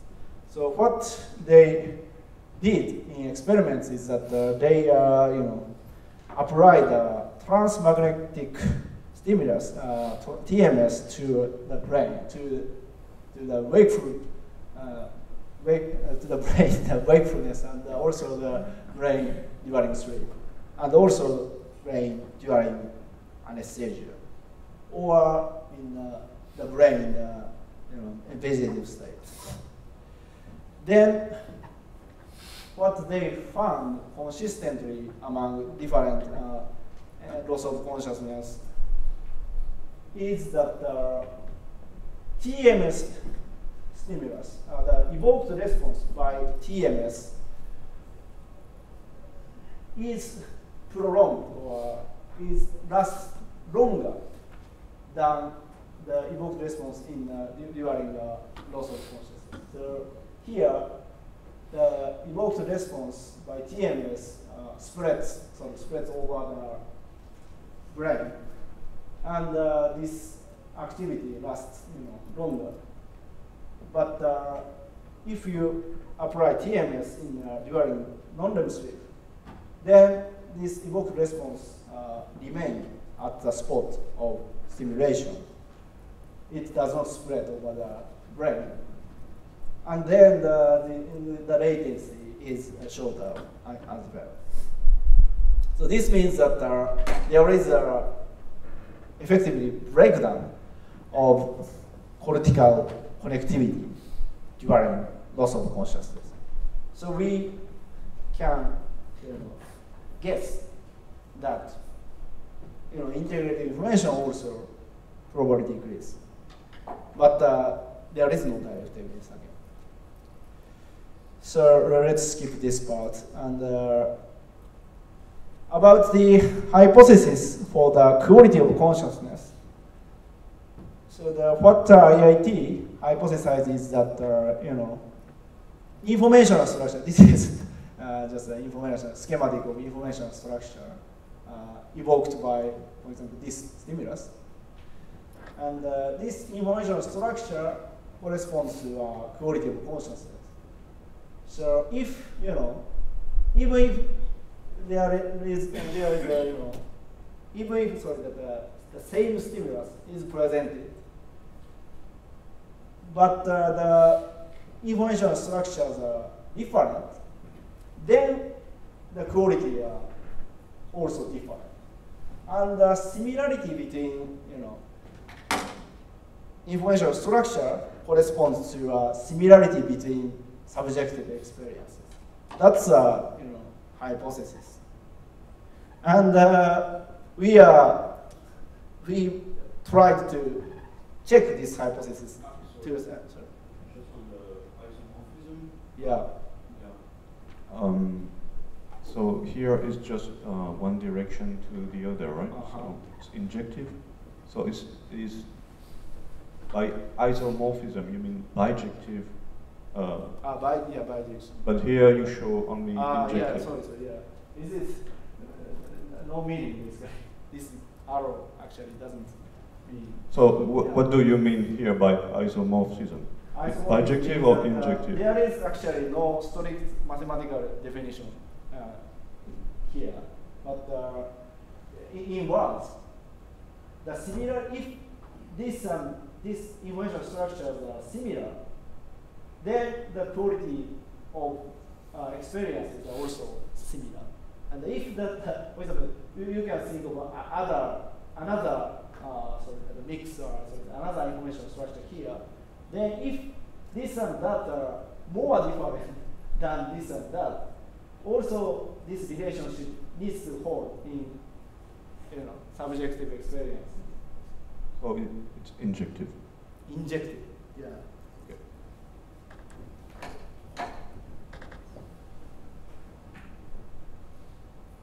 I think you want to say if Korea is different, then X is different from other, right? I think it's true, right? Sorry. You mentioned if a mix is different, then Korea is different, but his question is whether Korea is different. Yeah. You can go from here. Injective means only one direction, and adjective means two directions. Completely. So isomorphism normally means every change. Yeah. Every change on one type of representation induces a change on the other type, both ways. So, but here you have an arrow only in one direction. I see. So it's not really clear, but you say isomorphism. Yeah, you are completely right. Yeah. Okay, thank you. But this is again hypothesis. Yeah. So we try to test this hypothesis by using the human intracranial recording, and we sort of quantify the information structures induced by different stimuli, and also that even though the stimuli are the same, sometimes that the subjects see face. This is actually used continuous flash suppressions, or the stimuli are sort of something masked. And sometimes subjects can consciously see faces, and sometimes cannot see the faces. And but we found that the information structure can explain this difference between the subjective experiences, not just external stimuli. Something like this. So we, but this is just, maybe I will skip this slide, but the point here is that we also experimentally trying to test this kind of isomorphism by using the human intracranial recording. But this is just a first attempt, and we need to improve this kind of experiment, and also the quantification of integrated information. So final one is that exclusion principle, and as there's a question whether the AIDS brain really actually generate higher information than the AIDS left or AIDS right brain would be one test for this exclusion principle. So as whole brain need to generate higher integrated information than the as left or as right brain. That's probably one thing we need to test. And also what I'm personally interested in the split brain case. So if IIT is right, if there is no corpus callosum between left and right brain, of course there should be two independent consciousness, but let's assume that we gradually strengthen the connections. And then what we should observe is that at some critical point where the phase order is reversed, then we should observe that two independent consciousness sort of disappear and one consciousness emerge.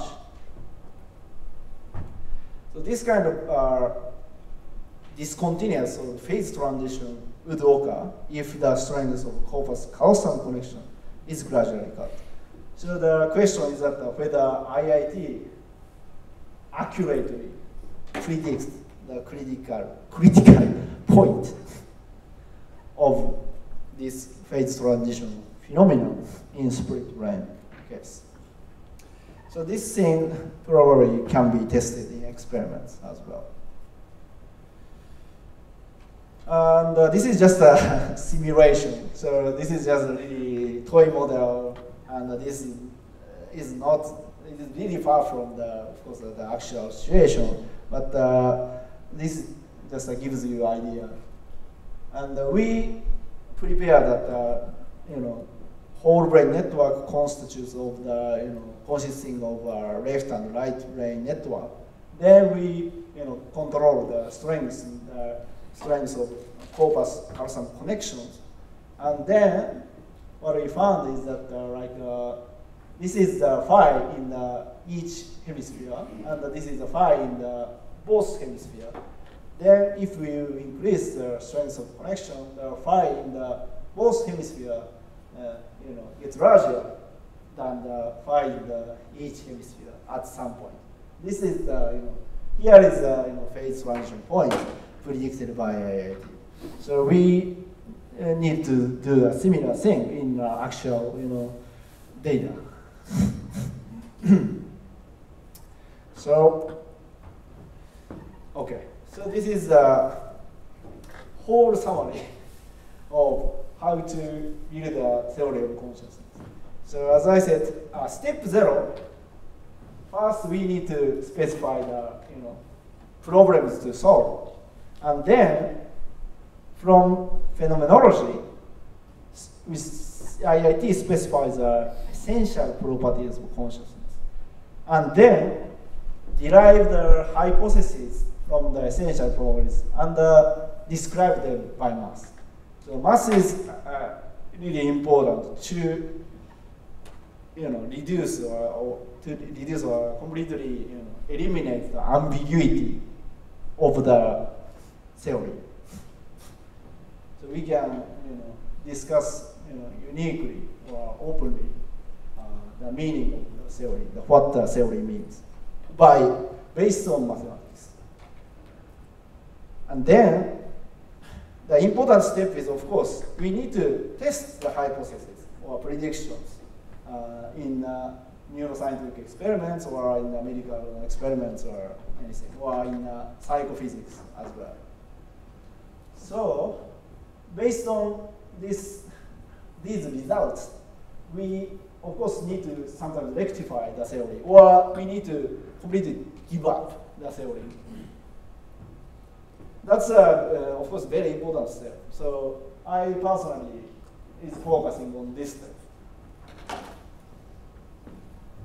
And if the predictions are satisfactorily proven in experiments, we can do extra step, which is extrapolate these theoretical predictions to completely different system, like artificial intelligence or robots or something.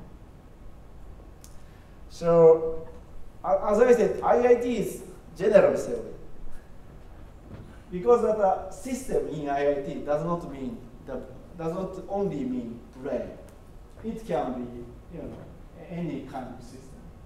So, just by using IIT, we can evaluate consciousness in artificial system, and we can predict whether this AI is conscious or not. So that I'll just briefly mention this point.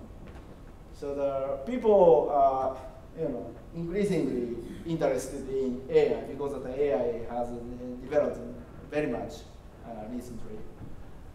And sort of natural question is that, whether AI has consciousness, right? Sorry, consciousness.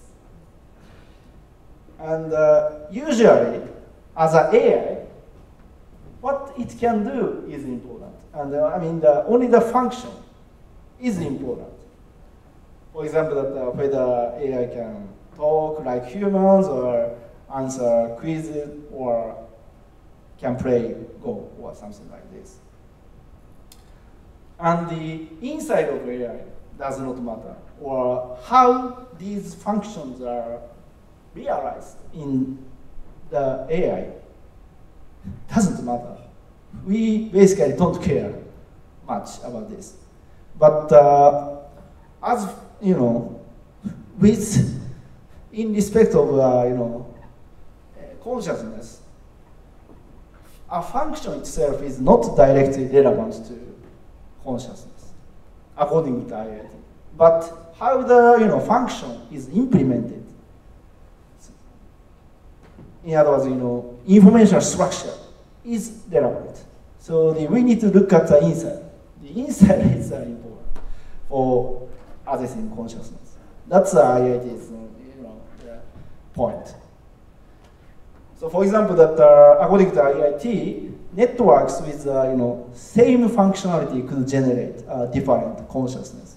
For example, that what we prepare here is that from the outside point of view, these two networks are safe because that input and output relationships are exactly the same.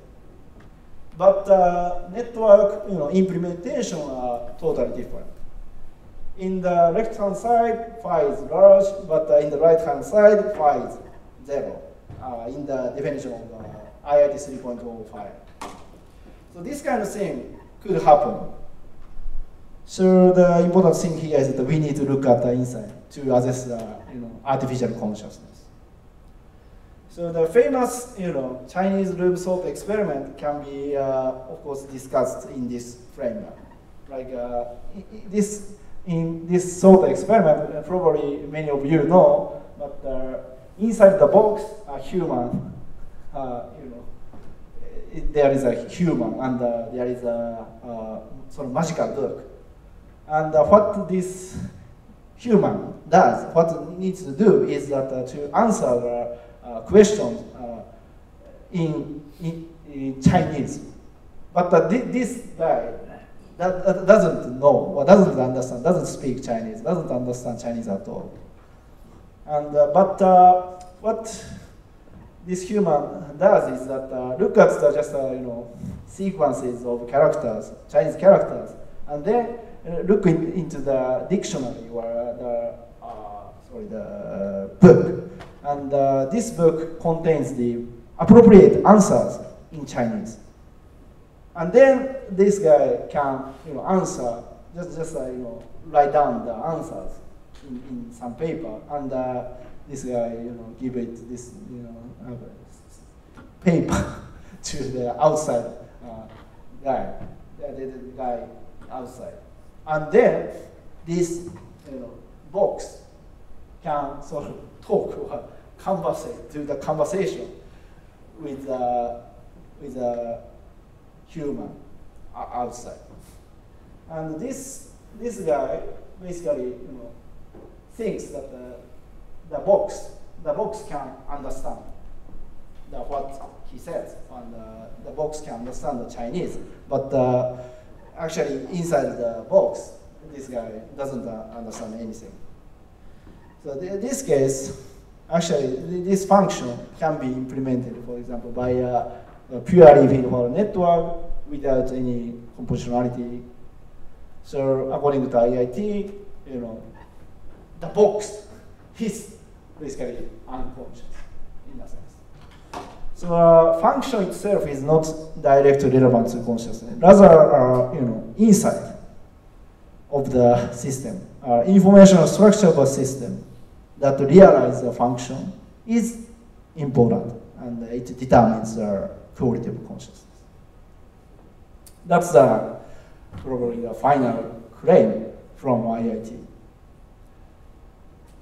So, as I said, that IIT is a general theory, but before we apply IIT to more general things, we of course need to, I think, test the theory in the experiments.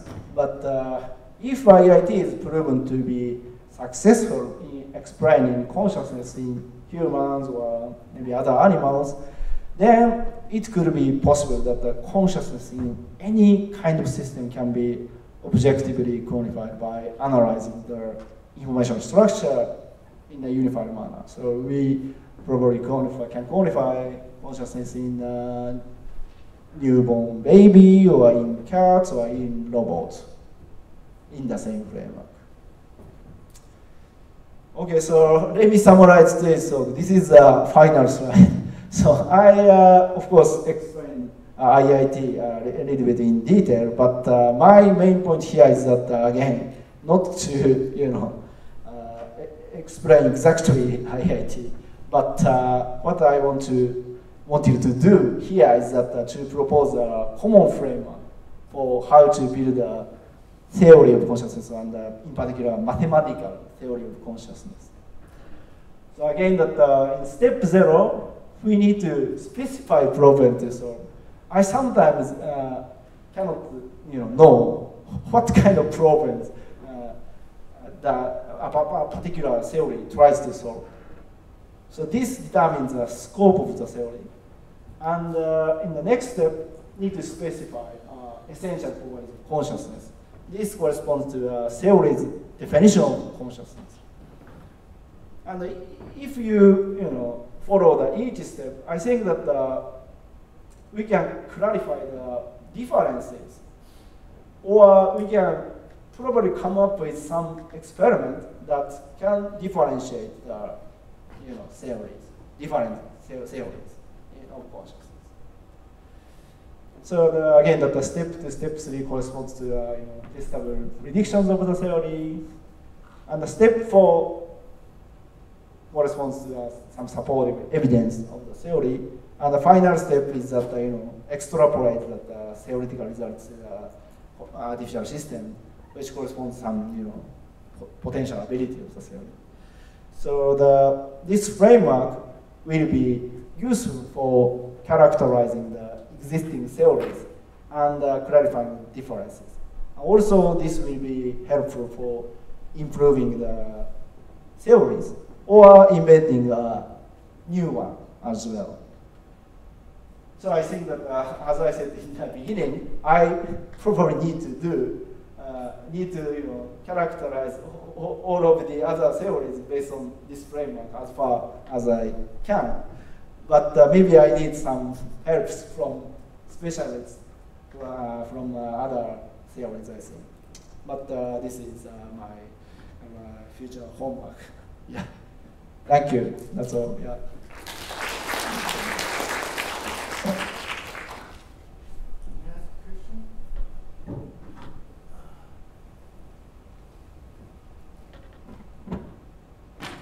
Thank you for your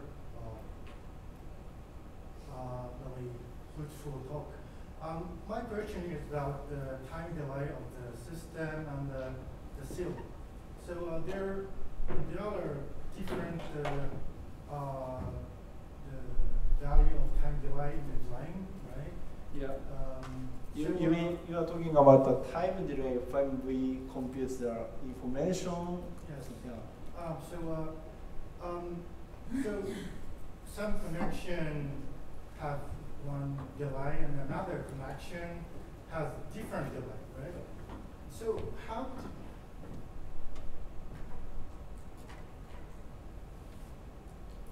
So I wonder how to determine the tau of this theory. Theory's principle is that this is a parameter. Tau is a parameter, and we need to optimize tau based on the maximum. Right? So, but the consciousness is the phenomena of the moment. Yeah. We feel consciousness at the moment. Yeah. Moment by moment. Yeah, right? moment, but consciousness probably needs some amount of time, like let's say 100 milliseconds or so, for example. Then this scale should be determined by the principle of this maximization.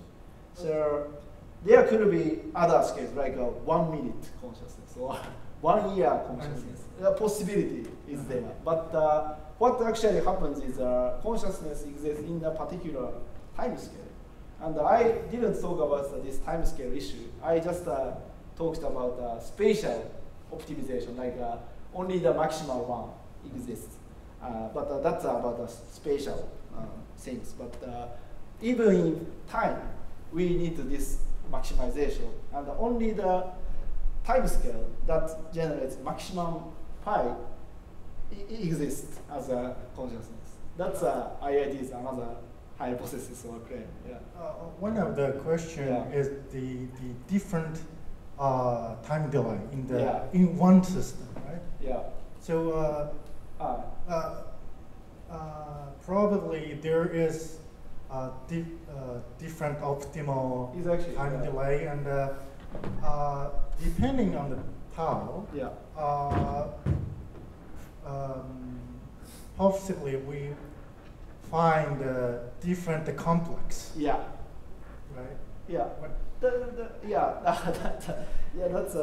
I think that a good point, and I think that you need to combine all things like temporal optimization and also kind of spatial optimization. So it's really complicated mathematics, but you need to do the both, and then the maximal one based on this combination of optimization.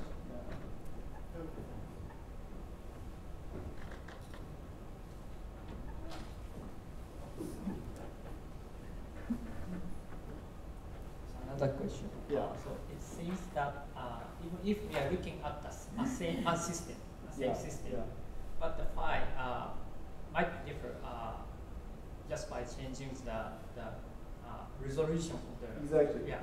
So my question is whether do you have any idea to compare such phis that are calculated based on the different spatial resolution? Because so many clinical cases, we have many ways of recording. Yeah, that's another very good point, and it's of course related to the previous question. Again, that in theory, IIT proposes that we only look at the maximum one. Like we need to change the spatial resolution or anything. Like what is the state is very fundamental question. Like we tend to think that one neuron is one element in the system, and also that spikes, for example, is determine the state of the neuron, for example. But of course, the neuron constitutes of more microscopic structures like ion channels or anything. So these kind of things also can be considered as states, for example. And we need to search for appropriate states that is related to consciousness, directly related to consciousness. And this appropriate scale should correspond to the maximal one. So this scale should generate most integrated information.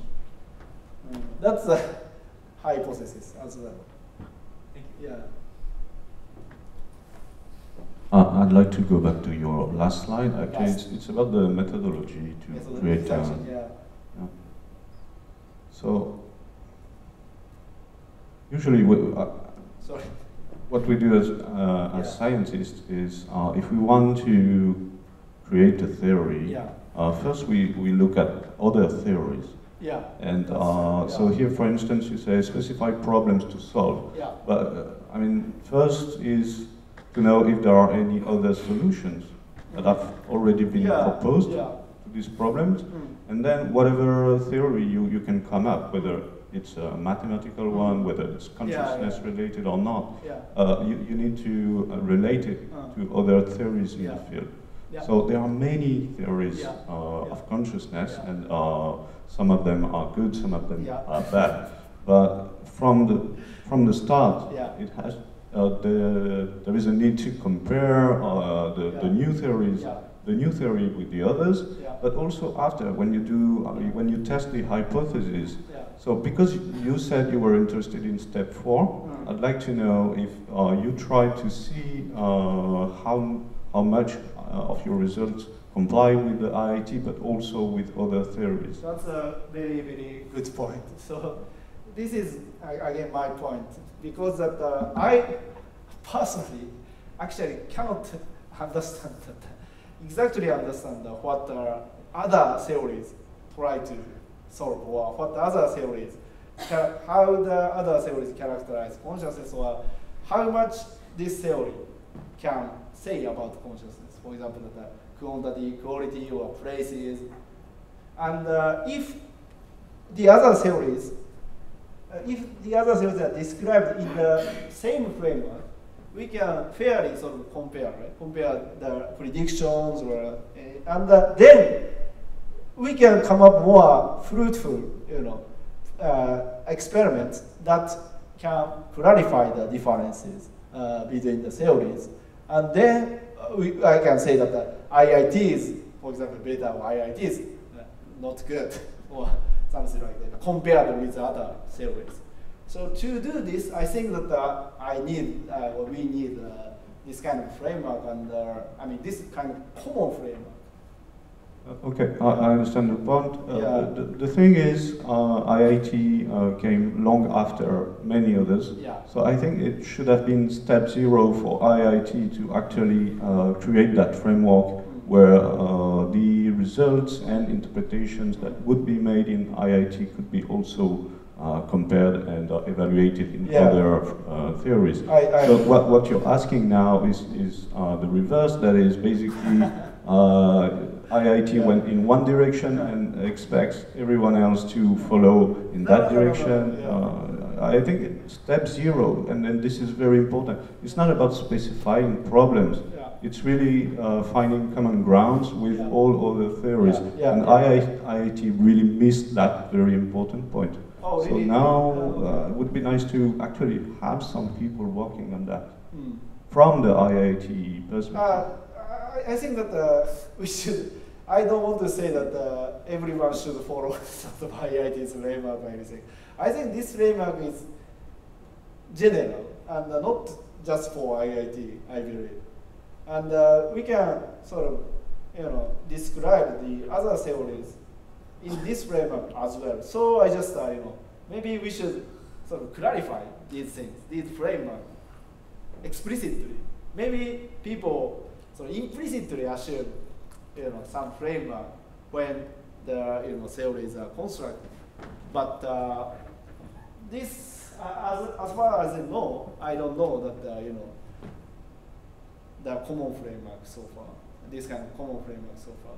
And as you said that, yes, specify problems like I just did in this talk for IIT, like where is it? This one, right? I agree that this step is very important, right?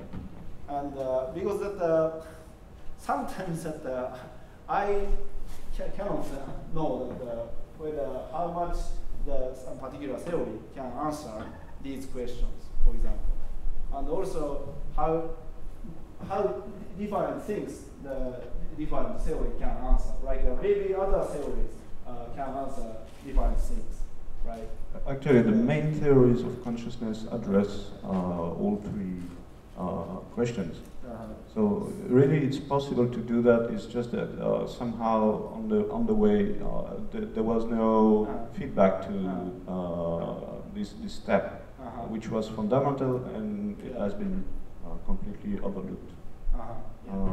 But yeah, all other theories, and you can pick any review on other theories, and they would tell you how that theories describes quantity or quality or the whereabouts of consciousness. Is it explicit enough? Or? Yeah, this is, for example, in the global workspace. It's very clear. It's the quality and the places. Right? I see. Cool. But about the places, is it clear enough? It's about the I mean, global. It's the global workspace. It's the name of the theory. But my point here is, let's consider maybe global workspace is maybe a good example to discuss. Like, given a arbitrary system, then where is consciousness based on global workspace theory?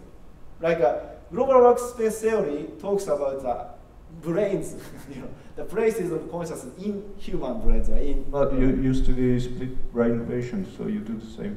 And also, it's about global accessibility, right? Global accessibility, yeah. So you're using exactly something that describes the same principle. Yeah. That is, I think when you say integration is the fact that all the information can go somewhere to be used to do something. And I think here you could make the link very easily, but we don't see that in the literature of IIT, and it doesn't make any sense. I've been studying consciousness, and obviously I don't agree with everyone on the field, on the contrary, but every time I try to relate my findings, or at least my interpretation, with other theories, and I really would love to see that happening in the IIT field, and I don't see that. Why? You want to discuss the place? Well, global workspace theory discusses that. You want to discuss the quality, the higher order theory discusses that. Yeah. So it's easy to relate, really. Yeah, it's difficult point is that the other theories are not written in mathematics, actually. So for example, that predictive coding. Predictive coding. Yeah, that's one thing. But the global workspace theory, for example, global accessibility of information. What does that mean in mathematical terms? We are scientists. I've been doing so many different things through my career that I don't know anymore if I'm an engineer, a psychologist, a neuroscientist. I don't know anymore. You have to do all, consciousness is a multidisciplinary problem. You have to tackle it from many angles. You cannot just go with mathematics. It's impossible to tackle a problem like that with just one angle. Impossible. Of course, really. I don't restrict just one angle. But to compare the theoretical predictions, or to compare what the theory says, I think that we need mathematics to. I agree. We need mathematics. I agree. Yeah. If we want to talk about difference in theories with less ambiguity or without ambiguity, I think math is very useful too. Because of the global accessibility of information, I actually don't understand the meaning of this. And I cannot, for example, let's assume that you are given some arbitrary network, and then can you find the places where the information is globally accessible by some first principle? I think that from the literature, from the information existing literature, I cannot do this personally. I think to describe all theories with all angles is going to take some time. Yeah, I agree that mathematics. It's good to see some mathematics in there, but why it has to be exclusive? I don't understand. No. It is because it does no comparison between all these. Propositions compared to with the rest of the literature, and that's why it's exclusive. But actually, you could describe mathematically also the global workspace theory, or we have predictive coding. You can do that, but you have to make an effort as a scientist to connect your work with the rest of the literature. I totally agree. It's very important. Yeah, I totally agree. So sometimes of course, some theories are not written in mathematics term, but we can, of course, compare, even though there is no mathematics in some theories. We can do that to some extent. But to advance more beyond this, I think that probably mathematics is an important step.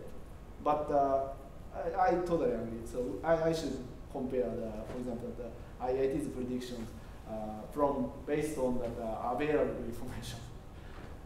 Yeah. Okay, thank you very much. Let's continue discussion in this afternoon. And let's thank him again. One announcement. Please don't forget to take down your poster in this at the end of lunchtime. Thank you.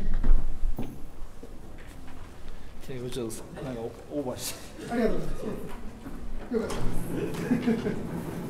お疲れ様です。